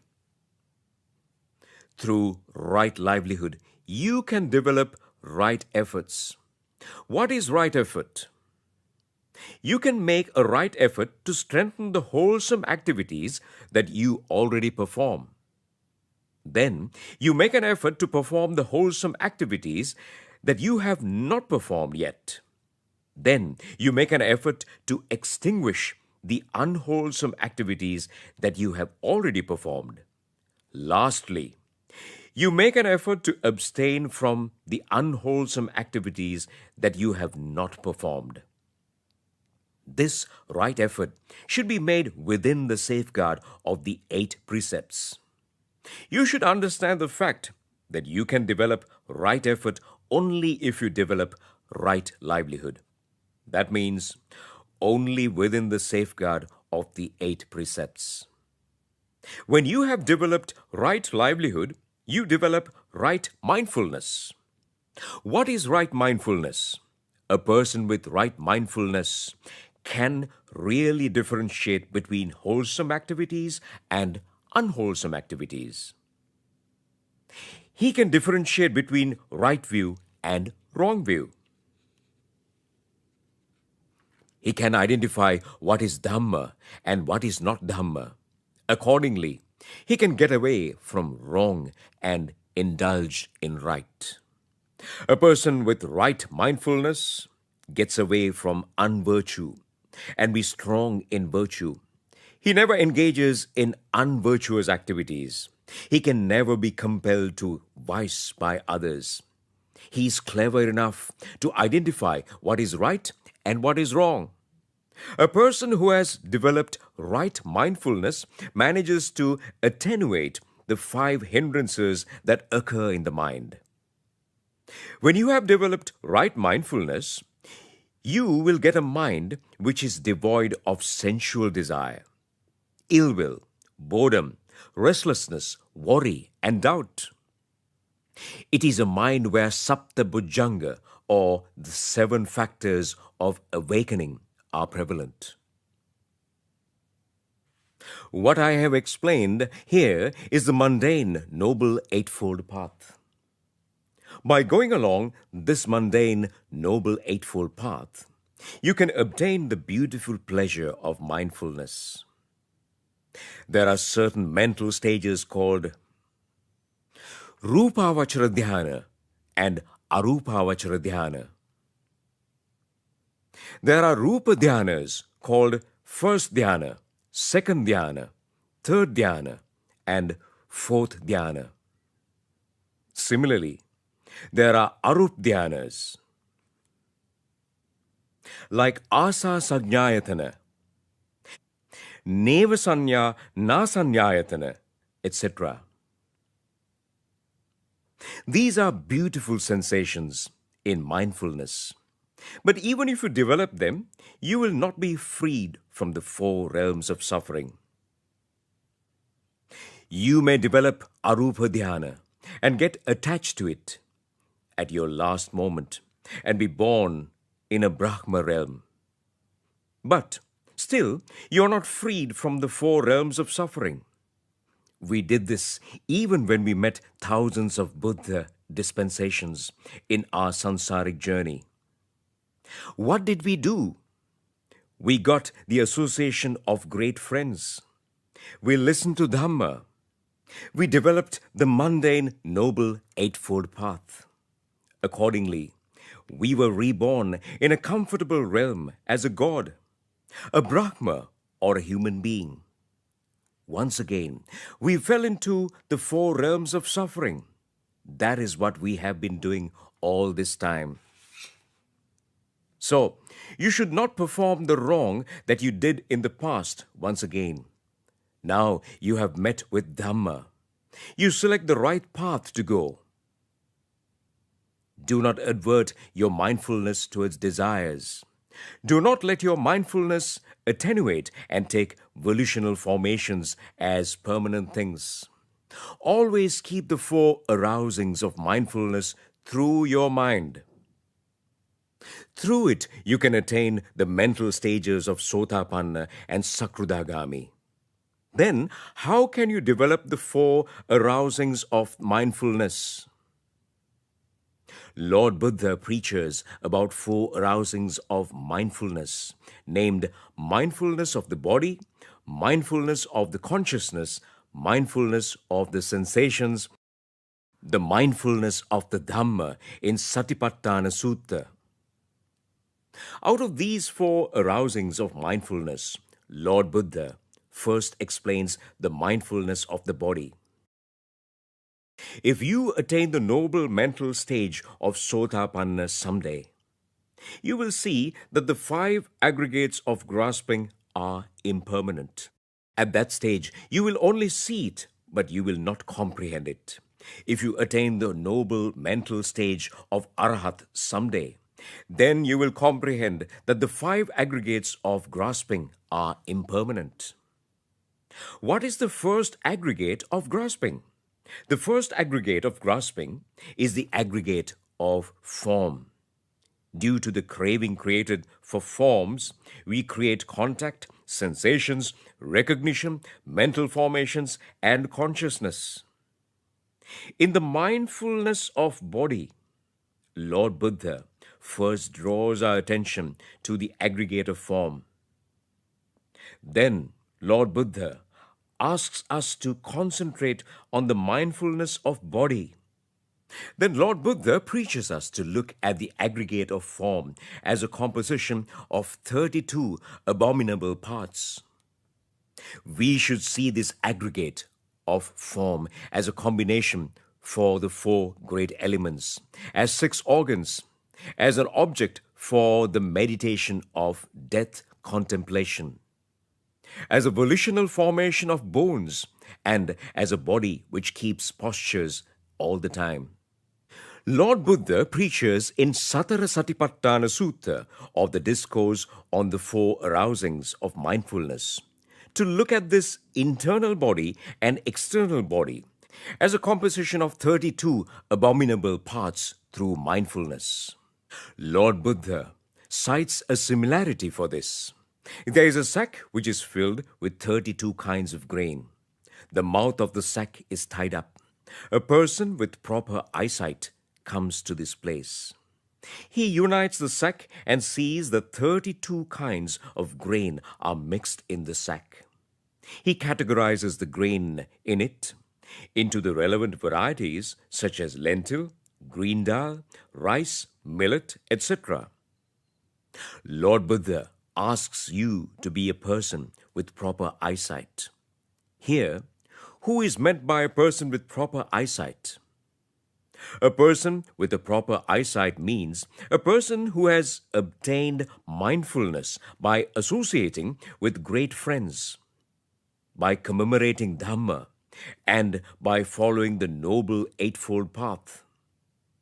Lord Buddha asks you to analyze the aggregate of form with the eyes of wisdom and insight. This aggregate of form is covered with beautiful dresses. Perfumes and cosmetics have been applied on it. Lord Buddha asks you to become a person with proper eyesight to divide this aggregate of form into parts. When we divide this aggregate of form as a person with proper eyesight, you will be able to see the 32 abominable parts which it is made up of. Just like the person with proper eyesight categorized the grain in the sack, you will also be able to divide the aggregate of form into the parts which it is made up of. He divides the aggregate of form into heaps of hair, nails, teeth, skin, flesh, bones, veins, etc. The body which is seen as self with self-view is now divided into 32 parts. Subsequently, you create a mental image and look at these heaps in which the body has been divided into. Look at the heaps of hair, flesh, bones, and skin. They gradually rot, putrefy, and create unpleasant smells. Flies gather around them. Then they become a part of the 4 great elements. You can understand that your body is a thing which will become a part of the 4 great elements someday. This understanding will help you to attenuate craving. Devotees, you can see nothing in the aggregate of form as self. You cannot see that you live in the self. The aggregate of form rots, putrefies, and creates unpleasant smells. So, you should attenuate self-view. Devotees, if I ask you whether you had a grandfather and a grandmother, you will say yes. If I ask you whether that grandmother had 2 eyes, you will say that she had 2 eyes. But if I ask you where the eyes of your grandmother exist at this moment, what will you say? Those eyes are now in the cemetery. They are mixed up with the soil. Now, close your eyes. Think of your beautiful hair. Think of the skin, flesh, bones, nails, and nerves of your body. You nourish them thinking that they are yours. You create roots of sin in your mind on behalf of them. But someday, they will mix up with the soil in the cemetery. So, attenuate the craving for the aggregate of form. Attenuate the self-view for the aggregate of form. Then, see the aggregate of form as a part of the 4 great elements. In this manner, in the mindfulness of body, you can see the aggregate of form as a part of the 4 great elements. Here, the aggregate of form can be divided into 4 parts. Look at this example. Here, there is a butcher. He kills a cow. After killing the cow, he divides the cow into 4 parts as bowels, flesh, bones, and skin. After that, he goes to a 4-way junction and sells these 4 parts, having placed them on 4 tables separately. Lord Buddha preaches you to divide the form of body into parts as the butcher divides the cow into 4 parts. When you divide the form of your body into 4 parts, you can divide the solid parts of the body into 1 heap. Then you can divide the liquid parts of the body, namely blood, phlegm, snot, etc., into another heap. Then you can divide the heat element of the body into another heap. After that, you divide the airy element of the body into some other heap. Now, you create a mental image of yours and look at these 4 heaps of the parts of your body. What will you see? You will see that these 4 great elements rot, putrefy, and decompose. Flies and worms will emerge there. Gradually, these 4 great elements of your body will mix up with the 4 great elements of the outside environment. These external 4 great elements are the same 4 external great elements that existed at the time when Lord Buddha passed away. Lord Buddha preaches us to see the solid element of your body and the external solid element as one and same solid element.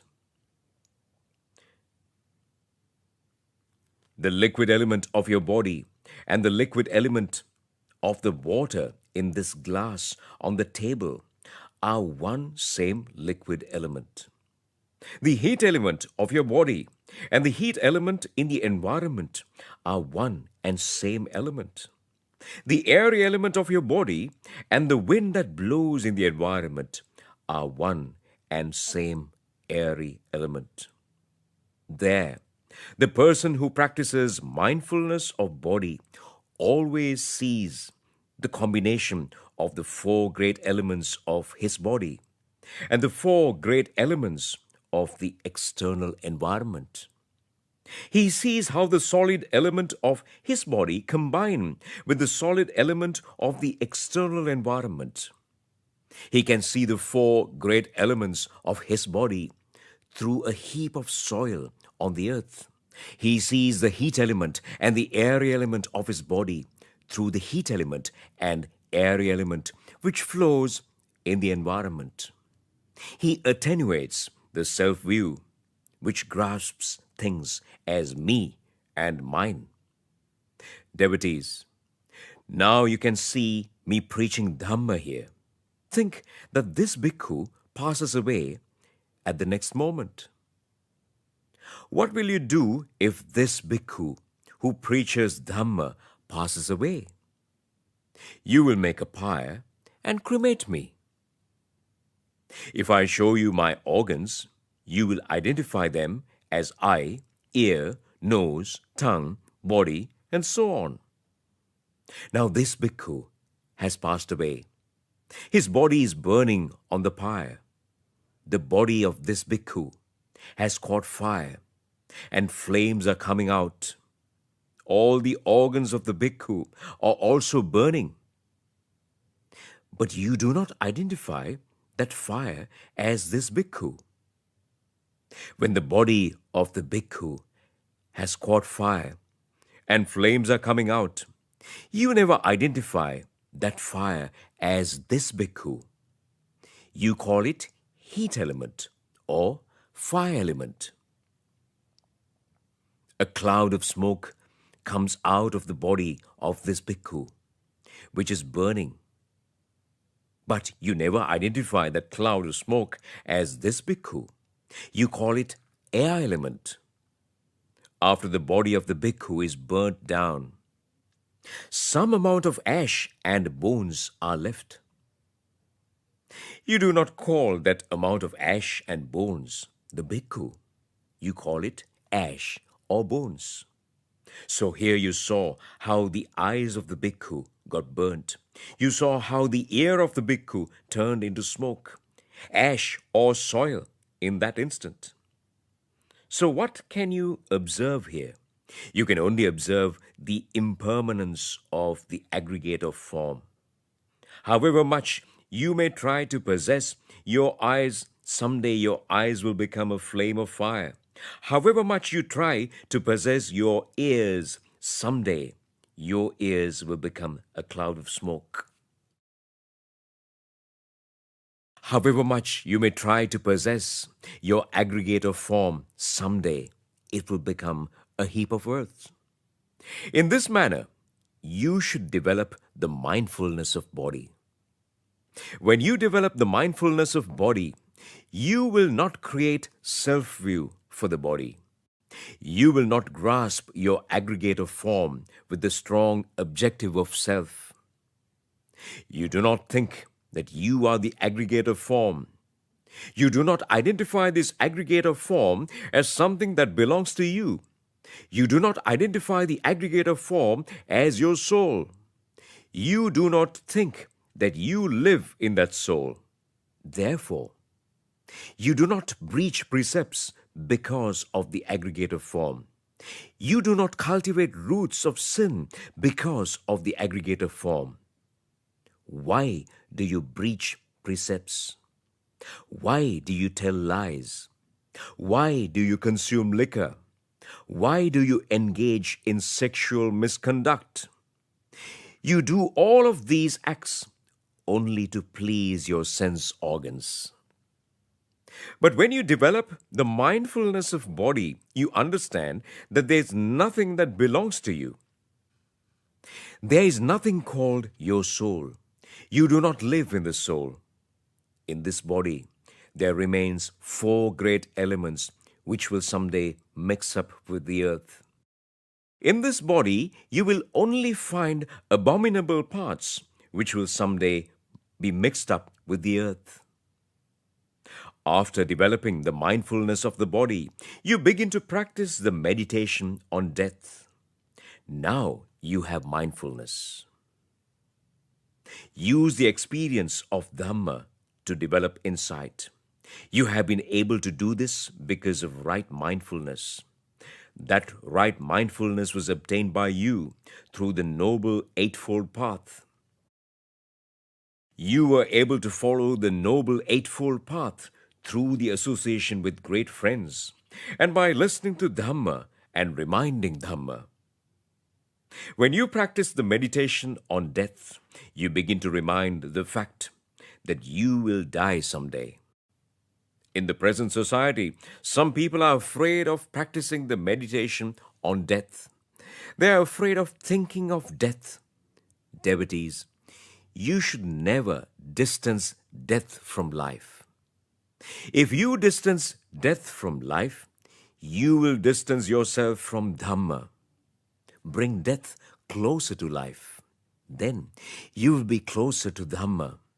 That is why Lord Buddha advised us to practice the meditation on death. Lord Buddha has advised bhikkhus on how to practice the meditation on death. Bhikkhus, when you go out of the temple, when you walk in the forest, you have to think of the fact that you may face death at any moment. You may die by being stung by a serpent. You may die of a heart attack. You may be killed by a thief. By creating such thoughts, what do? You bring death closer to your life. Lord Buddha advises us to do so. Lord Buddha preaches like this. Bhikkhus, when you breathe in, you think that it is life. When you breathe out, you think that it is death. And you understand that this gap between death and life is only that. In this manner, Lord Buddha makes us understand the closeness between life and death. Thereby, Lord Buddha makes us bring Dhamma closer to our life. You never be afraid to practice meditation on death. Person who practices the meditation on death develops 4 bases of power. Devotees, today we live in a very dangerous society. We do not know when and where bombs will explode. So when you live in such a society, the best meditation that you should practice is the meditation on death. Why does Lord Buddha ask us to practice the meditation on death? The reason is that we can develop our 4 bases of power through it. What are the 4 bases of power? Interest, diligence, thoughts, and investigation are called the 4 bases of power. If someone develops the 4 bases of power, he can live for a period of aeon. The person who practices the meditation on death develops the four bases of power. He develops interest. For what? He develops interest for wholesome activities. Therefore, he can enhance his lifespan. So never be afraid of the meditation on death. If you want to extend your lifespan, you should develop the four bases of power. If you want to develop the four bases of power, you should practice the meditation on death. The person who practices the meditation on death knows that his body is moral. So, he does not breach precepts. Think of this fact. If you breach precepts, or if you develop craving, hatred, and ignorance, you do it because of an internal and external aggregator form which is mortal. A Lord Buddha comes to this world to clarify this reality to the world. Do not do unwholesome activities because of this aggregator form. Do not fall into the four realms of suffering because of it. Your body is a combination of the four great elements. It is a combination of 32 abominable parts. This body belongs to the earth. So why do you fall into the four realms of suffering because of a body which belongs to the earth? Why do you do unwholesome activities because of that? Why do you breach precepts because of that? Lord Buddha preaches us to develop the mindfulness of the body. So you should close your eyes and practice the meditation on death. You should see your death. Don't be afraid of death. If you be afraid of death, you will face trouble when you actually face death. So, you should be mindful of death all the time. You should be able to manage death. The person who practices the meditation on death, the person who thinks of death, can manage death when he actually faces death. So, you manage your death in relation to a desired realm with less suffering. You manage your death through insight. So you train yourself to see your death. The meditation on death is suitable even for little children. It is suitable even for school children. If children practice the meditation on death, they will understand that their aggregates of form are mortal. So they will never hurt the minds of their parents or teachers. They will never hurt the minds of their friends. Now, you close your eyes and think what will happen to you when you're dead. Your body will be taken to a funeral director and it will be embalmed. When the body is embalmed, the nostrils will be closed. When the body is embalmed, the nostrils will be closed if the dead body is to be kept for more than 5 days. If the dead body is kept for more than 5 days, fluids secrete from nostrils. This is common for anyone, whether he or she is an important person or a state leader. Glue is put into the ears and mouths in order to preserve the body. If it is not done, the body putrefies in a few days. Unpleasant fluids will come out of the dead body if it is not properly embalmed. What happens when the dead body is put into a cemetery? When 3 or 4 days have elapsed, the dead body will swell. It will turn blue. It will be surrounded by flies. Eyes will be infested with worms. Ears will be infested with worms. This is what will really happen to your dead body. Right view and the mindfulness of body will make you understand this reality. You close your eyes and think of this fact for a moment. The beautiful eyes of yours will be infested with worms someday. The beautiful body of yours will be infested with thousands of worms. This body of yours will be surrounded by flies. When the body putrefies, foxes, crocodiles, and monitors will gather around it. They will tear your dead body to eat the flesh. They will enjoy this dead body from which the consciousness, life, and warmth have gone away. They will love the dead body of yours. When you are among the living, your wife, your fiancé, your son, and your daughter loved you. They loved your aggregator form. But now see what has happened. Now animals love your aggregator form. So these two groups have done the same thing. So you have to get away from that situation. You should not love the aggregator form just like the animals love the dead body. You have to look at the body with mindfulness. You should practice the meditation on death. This body is a combination of 32 abominable parts. Some devotees may misunderstand what I say.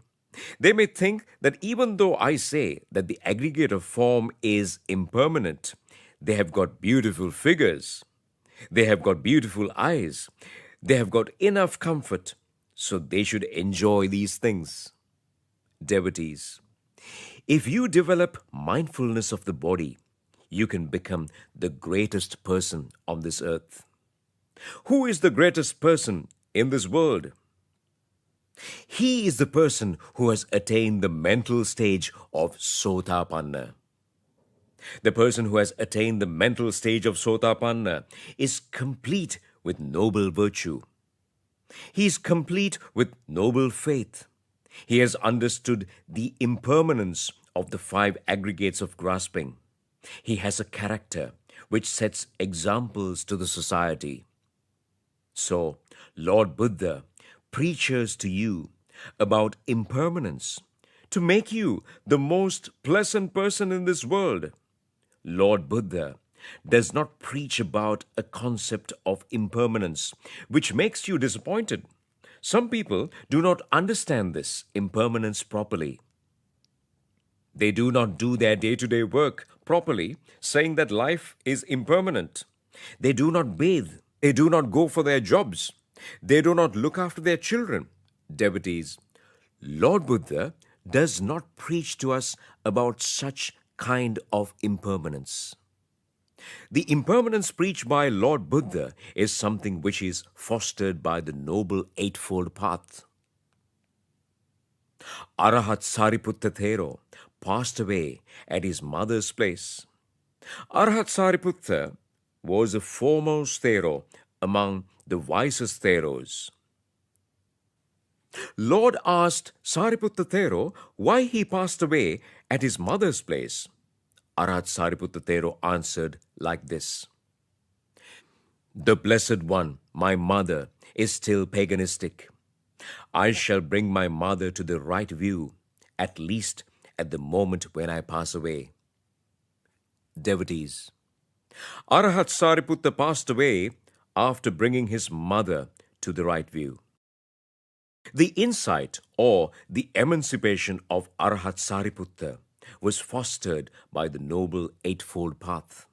Therefore, you should understand the fact that the impermanence preached by Lord Buddha is something which has been fostered by Noble Eightfold Path. Therefore, you should not be afraid of this concept of impermanence. This is not meant for disappointment. The impermanence preached by Lord Buddha is something beautiful that has been fostered by the Noble Eightfold Path. There are a lot of evil elements in this society. These elements will always tempt you to vice. These elements will compel you towards luxury and self-indulgence. These elements have invaded even the school system. they ask you to enjoy life through ways and means which are not civilized. If you do such activities, you may fall into animal realms at the next birth and then be born as a monkey, an ape, or a pig. There was a pretty woman in our society. She enjoyed life through uncivilized means. Ultimately, she was killed by an accident, and she was born in a brood of apes. You should understand this Dhamma. You may have been blessed with a pretty figure. You have got that figure due to the wholesome activities that you have done in previous births. It is not something that has been given by your parents. You have offered thousands of baskets of flowers to get this beautiful, pretty figure. You have developed thousands of thoughts of loving kindness. You have swept thousands of temple premises at your previous births. It is a result of those wholesome activities that you have got this pretty figure. Therefore, you should not fall into the four realms of suffering by trying to enjoy with this beautiful figure. You should use this figure to be born as a god or goddess in your next life. You should use this figure to be born as a god or goddess who has attained higher mental stages. Therefore, do not be afraid of thinking of impermanence. Do not be afraid of thinking of the 32 abominable parts of the body. Do not be afraid of thinking of the 4 great elements. Do not be afraid of practicing meditation on death. Through this, you can attenuate the craving for the aggregator form. So, you should walk along this path and attain the mental stage of Sotapanna. If you are strong in the noble virtue, the fact that you wear beautiful clothes or you make hairstyles does not breach the precepts you follow. You do not develop roots of sin through it. You see impermanence of the 5 aggregates of grasping. However, until you attain the mental stage of Sotapanna, you should restrict the enjoyment of the aggregator form. Once you attain the mental stage of Sotapanna, you will know how to control yourself. So far, I have explained to you how to develop the mindfulness of the body. Then, through the 4 arousings of mindfulness, you should see the Noble Eightfold Path. When you see the Noble Eightfold Path, you should always develop insight through the meaning of right view. First, you develop merits. Secondly, you develop insight through mindfulness. You have to see the birth caused by independent origination through insight. How can you see the birth caused by dependent origination? Lord Buddha preaches to us that if the dead bodies of a person left by him during this sansaric journey are collected and made a heap, it will be bigger than Gijjakuta mountain. Now close your eyes and imagine the shape of that mountain.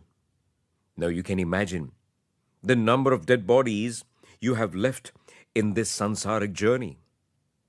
So we should stop the act of adding some more dead bodies to that number of dead bodies. We have to look at this matter through insight. We have to look at every birth that we may make in this sansaric journey through the mindfulness of sensation, mindfulness of thought, and the mindfulness of Dhamma. You should make a resolve to the effect that you will not add some more dead bodies to the number of dead bodies that you have left in this sansaric journey.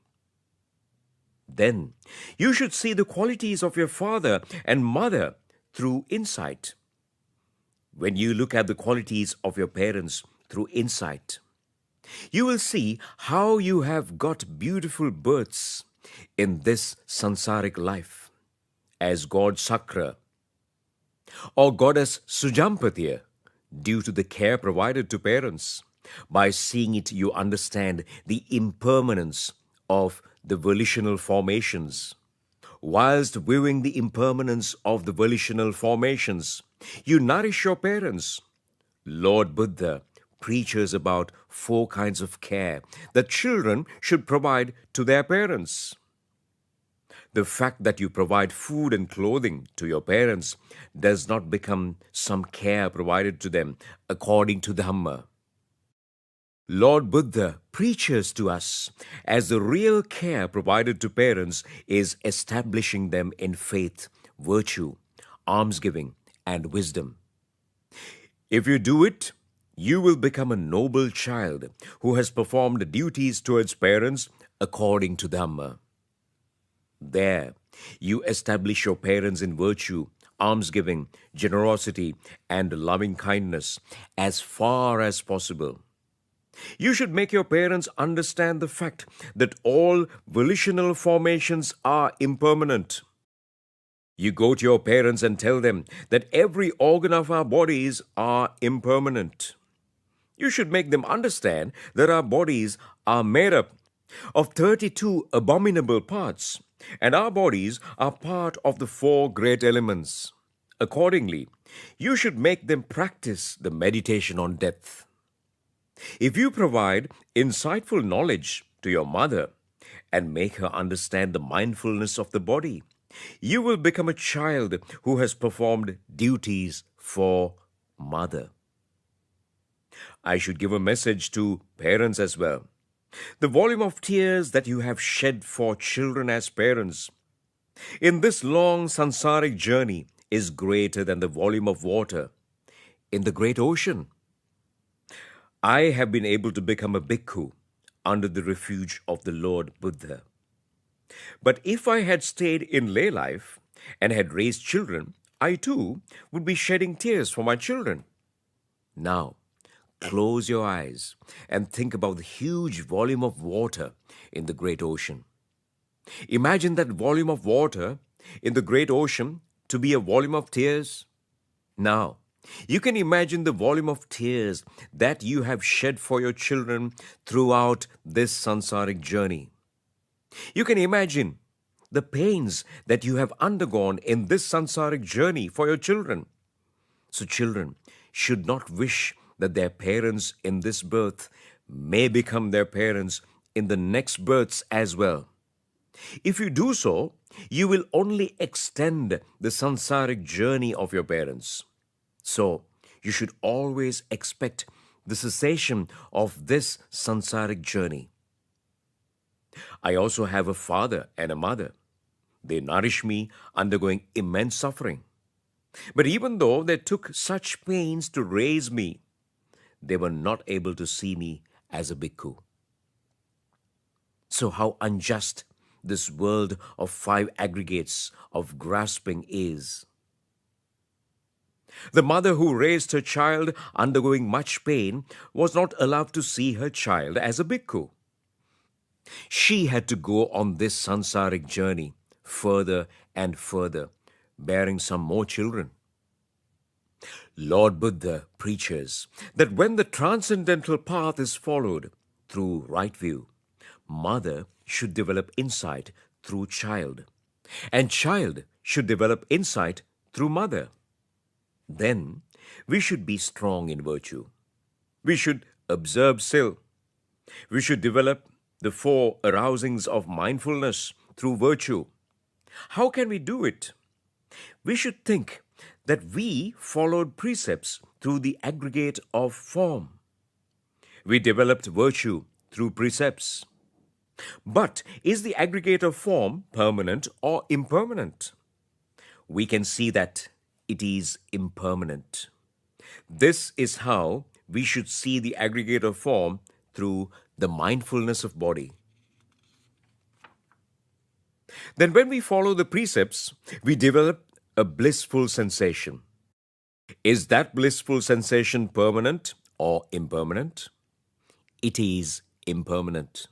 Then, devotees, develop the mindfulness of sensation through virtue.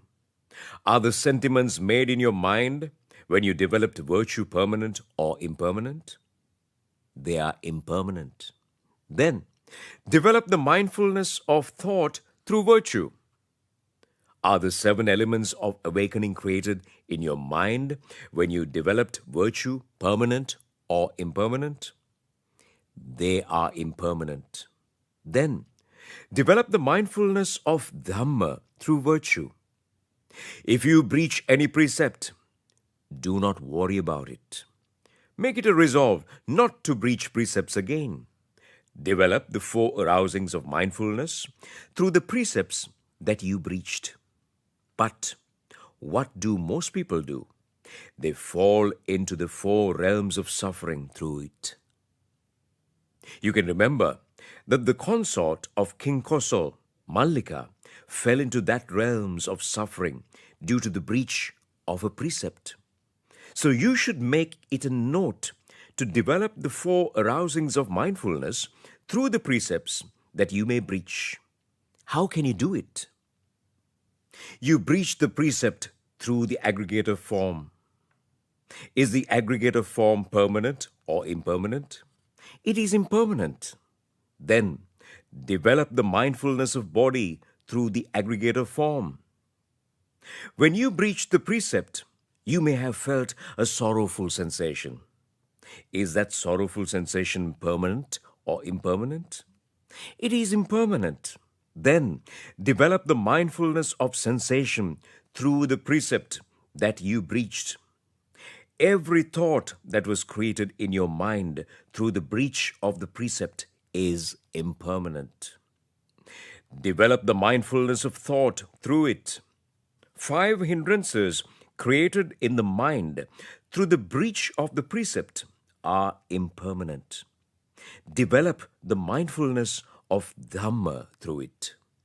Next, you develop loving kindness. Spread mindfulness to all the 10 directions of north, south, east, west, the subdirections, upward direction, and downward direction. Then, close your eyes and develop the 4 arousings of mindfulness through the thought of loving kindness. How can you develop the 4 arousings of mindfulness through loving kindness? The sensation of loving kindness was developed through the aggregator form. Is the aggregator form permanent or impermanent? It is impermanent. Now, see the aggregator form through the mindfulness of the body. When you developed loving kindness, you got a blissful sensation. Is that blissful sensation permanent or impermanent? It is impermanent. Now, develop the mindfulness of sensation. Next, think in this way too. Loving kindness was created through thoughts. Are thoughts permanent or impermanent? Thoughts are impermanent. Now develop mindfulness of thoughts through loving kindness. When you developed loving kindness, 7 factors of awakening was created in your mind. Are those 7 factors of awakening permanent or impermanent? They are impermanent. Then, develop the mindfulness of Dhamma through loving kindness. Then you see the right mindfulness through insight. Arahat Sariputta Thero reaches fine material dhyana through mindfulness. Then he reaches formless dhyanas. Then he reaches sustained thoughts and applied thoughts from fine material dhyana, from formless dhyana. After that, the 4 arousings of mindfulness can be developed through these dhyanas. How can we do it?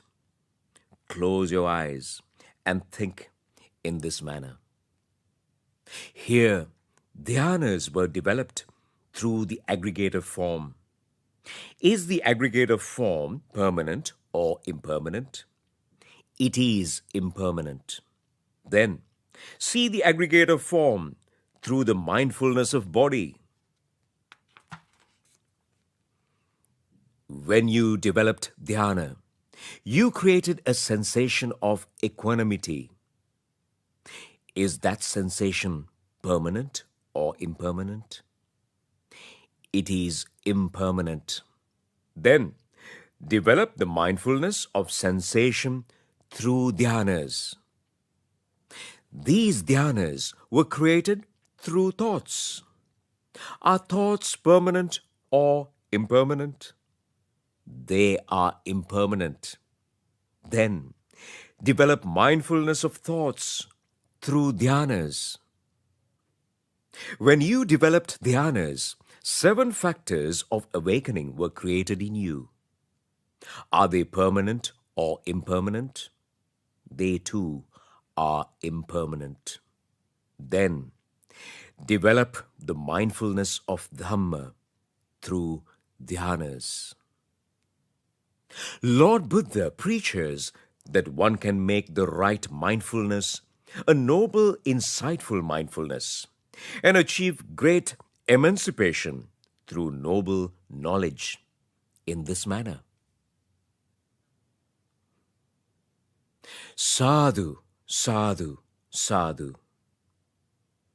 Devotees, you say these expressions after me. May I be happy, healthy and well, and suffering of my mind and body may dissipate. May I be happy, healthy and well, and suffering of my mind and body may dissipate. May all beings like me be happy, healthy, well, and suffering of their minds and bodies dissipate. May all beings at all directions like me be happy, healthy, well, and suffering of their minds and bodies may dissipate. May the beings in the 4 realms of suffering be happy, healthy, well, and suffering of their bodies and minds may dissipate. May all human beings be happy, healthy, well, and the suffering of their bodies and minds may dissipate. May the gods be happy, healthy, well, and the suffering of their bodies and minds may dissipate. May the Brahmas be happy, healthy, well, and the suffering of their bodies and minds may dissipate. May the beings at all directions be happy, healthy, well, and the suffering of their bodies and minds may dissipate. May I be happy, healthy, well, and the suffering of my body and mind may dissipate. The Blessed One, you are called Vijja Charana Sampanna, as you are well versed in 8 wisdoms and 15 types of virtues. The Blessed One, you are called Sugata, as your path is excellent and as you attained Nibbana. The Blessed One, you are called Lokavidu, as you know the 3 worlds named the world of sensual pleasure. The Blessed One, you are called Anuttaro Purisadhamma Sarathi, as you properly disciplined unruly creatures. The Blessed One, you are called Satta Deva Manusanan, as you advised through Dhamma the practice to the true world, including Devas. The Blessed One, you are called Bhagava, as you deserve to receive all kinds of offerings of principal and material offerings. The Blessed One, you are called Samma Sambuddha. You are called Samma Sambuddha. You are called Samma Sambuddha. As you understood the Four Noble Truths on your own, the knowledge of suffering is the knowledge of Buddha. The knowledge of cause of suffering is the knowledge of Buddha. The knowledge of the cessation of suffering is the knowledge of Buddha. The knowledge of the path leading to the cessation of suffering is the knowledge of Buddha. The knowledge of the various meanings of effects is the knowledge of Buddha. The knowledge of Tripitaka Dhamma is the knowledge of Lord Buddha. Knowledge of different higher mental stages is the knowledge of Buddha. Knowledge of strengths of organs is the knowledge of Buddha. Knowledge on the eradication of defilement by beings is the knowledge of Buddha. The knowledge of making yamaka pratihara is the knowledge of the Buddha. The knowledge of everything and every subject is the knowledge of Buddha. The knowledge of revelation is the knowledge of Buddha. The Blessed One, you are called Samma Sambuddha. You are called Samma Sambuddha. Ignorance begets volitional formations. Volitional formations beget body and mind. Body and mind beget the 6 sense organs. The 6 sense organs beget contact. Contact begets feeling. Feeling begets craving. Craving begets clinging. Clinging begets becoming.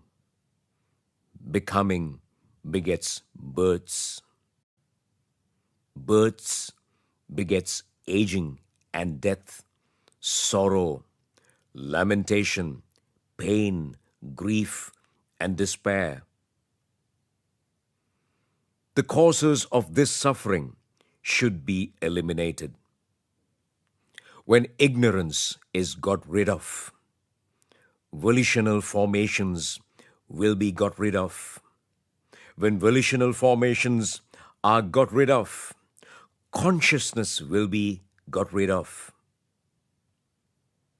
When consciousness is got rid of, name and form are got rid of. When name and form are got rid of, the 6 sense organs are got rid of. When the 6 sense organs are got rid of, contact is got rid of. When contact is got rid of, feeling is got rid of. When feeling is got rid of, craving is got rid of. When craving is got rid of, clinging is got rid of. When clinging is got rid of, becoming is got rid of. When becoming is got rid of, birth is got rid of. When birth is got rid of, aging, death, sorrow, lamentation, and pain are got rid of. When aging, death, sorrow, lamentations, and pain are got rid of, all the suffering is got rid of. I wandered through innumerable births, failing to attain enlightenment, seeking the builder of this house, who causes suffering again and again. Oh, the house builder, you are seen. You shall build no house for me again. All your rafters are broken. Your roof tree is destroyed. My mind has reached the unconditioned. The end of craving has been attained. Sadhu, sadhu, sadhu.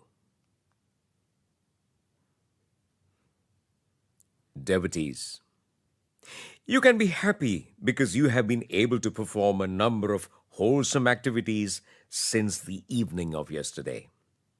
At this moment, you invoked the refuge of the triple gem, observed the 5 precepts, and became a group of virtuous people.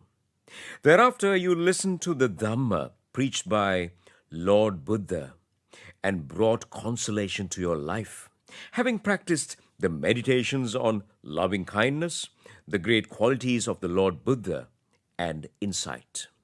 Now, you say sadhu, so that these merits may bring good health, longevity, and wellness to the most venerable Dr. Pallegama Sirisumana Dharmaratana Srinivasa Thero, who is the custodian of the Jayashri Mahabodhi and chief incumbent of the Atamasthane, and also to the Pallegama Hemaratana Thero, who is the custodian of the Ruan Valley Saya, and also to the Mahasangha and nuns who participated in this great meritorious act.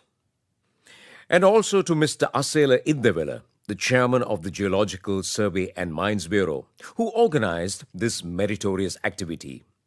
The district secretary of Anuradhapura, Mr. Vaninayaka, and to Mr. Sajjana, the director of the Geological Survey and Mines Bureau, who is always associated with us with great noble friendship, and also to Mrs. Sajjana, and also the members of the staff of that bureau, and also to the members of the Tri-Forces, the police, and the Special Task Force, who helped in this meritorious activity.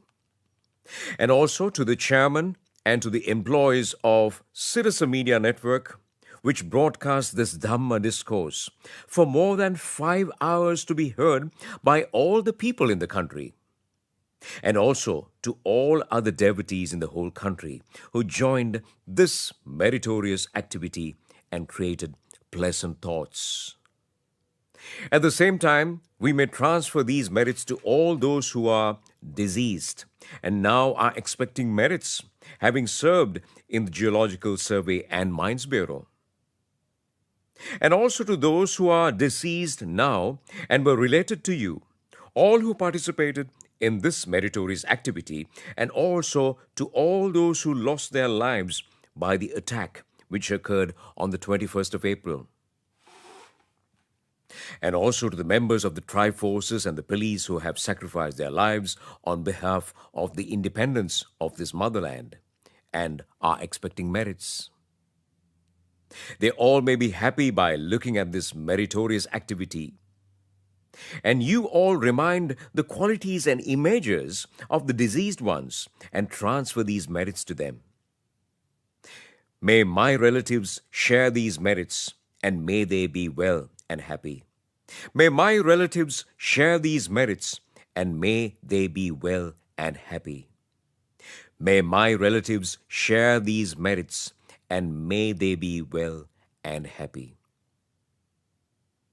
At the same time, may all higher and lower gods, and also the gods who look after the Ruan Valley Saya, Jayashri Mahabodhi, Thuparama Saya, and the gods who look after the Atamasthane, gods including Kalubandara god, be happy by looking at this meritorious activity and get these merits. At the same time, may the god Sakra, the 4 guardian gods, the gods including Dutugamanu god, may see this meritorious activity and be pleased, and these gods may attain Nibbana through a bodhi that they wish, and your businesses, vocations, and the education of your children may flourish with the blessings of the gods and this motherland. This great Buddhist dispensation and the Venerable Mahasangha, including the Mahanayaka Theros, may be healthy and they may be protected by the gods. Transfer merits to gods by reciting this stanza. May all devas share this merit, which we have thus accumulated for the acquisition of all kinds of happiness and prosperity. May all Bhutas share this merit, which we have thus accumulated for the acquisition of all kinds of happiness and prosperity. May all beings share this merit, which we have thus accumulated for the acquisition of all kinds of happiness and prosperity. Homage to him, the Blessed One, the Exalted One, the fully enlightened One. Homage to him, the Blessed One, the Exalted One, the fully enlightened One. Homage to him, the Blessed One, the Exalted One, the fully enlightened One. The Discourse on Loving Kindness. He who is skilled in what is good and who wishes to attain that state of calm should act thus. He should be able, upright, obedient, gentle, and humble. Contented, easily supportable with few duties. Of right livelihood, controlled in senses. Discreet, not prudent. Not to be greedily attached to families.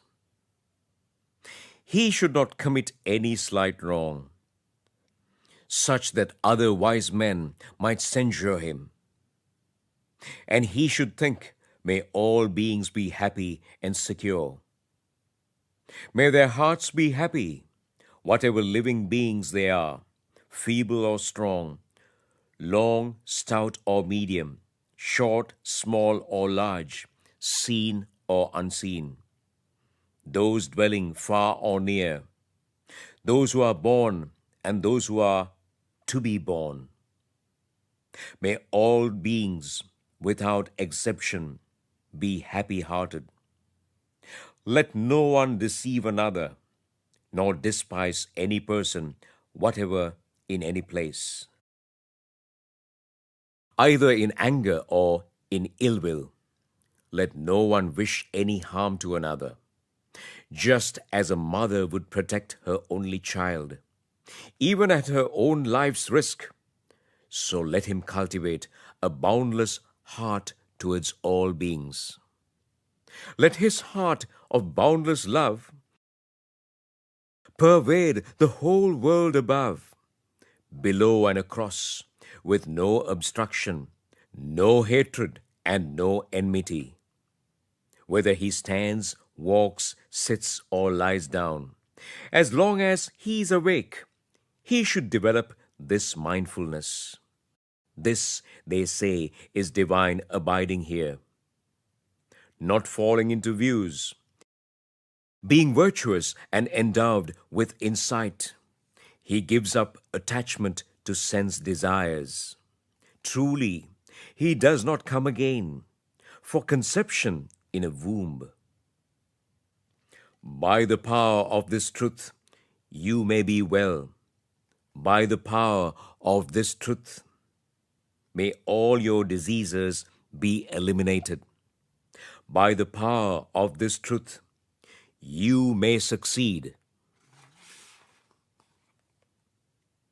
Now, wish that you may be able to understand the four noble truths and attain Nibbana at this birth through this meritorious activity, which you performed paying homage to the Buddha, Dhamma, and Sangha, the noble triple gem.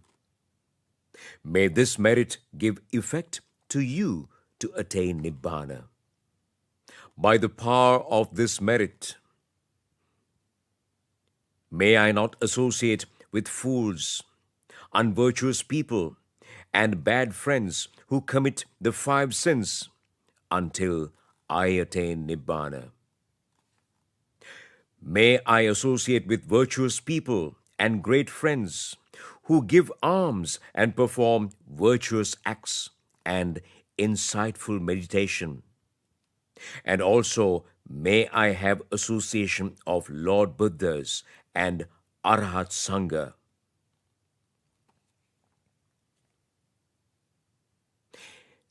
Devotees, you all, including the chairman of the Geological and Survey and Mines Bureau, Mr. Asela Iddavela, Mr. Sajjana and Mrs. Sajjana, the district secretary, accumulated immense merits by performing this meritorious activity. May these merits bring good health and longevity to the Venerable Mahasangha, including the Nayaka Thero, and also to the president, ministers, the opposition leader, and other political leaders, and to the priests of other religions. May all races live with amity and peace. May our motherland and the Buddhist dispensation exist for long with the blessings of the noble triple gem and the gods with right view. May our country get a pleasant leader who loves the country, respects the country and its independence. Now, the Venerable Mahasangha bless you and receive the blessings of Mahasangha.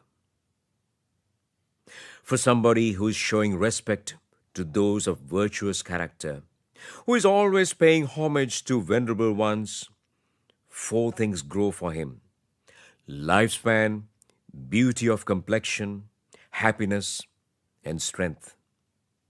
May these merits bring good health and wellness to the Venerable Pallegama Hemaratana Thero, who is the custodian of the Ruan Valley Sire, and the other venerable bhikkhus in the temple, the Venerable Mahasangha that participated in this meritorious activity from far away areas. May they get the blessings of the noble triple gem, gods Jai Shri Mahabodhi and the Ruan Valley Sire. May they all understand the truth with the power of these merits. The staff of Sirasa Media Network recorded this Dhamma sermon with immense great friendship and relationship to be broadcast on the next Poya Day for the benefit of lakhs of listeners. May they also attain good health, longevity, and wellness. May the triple gem bless you.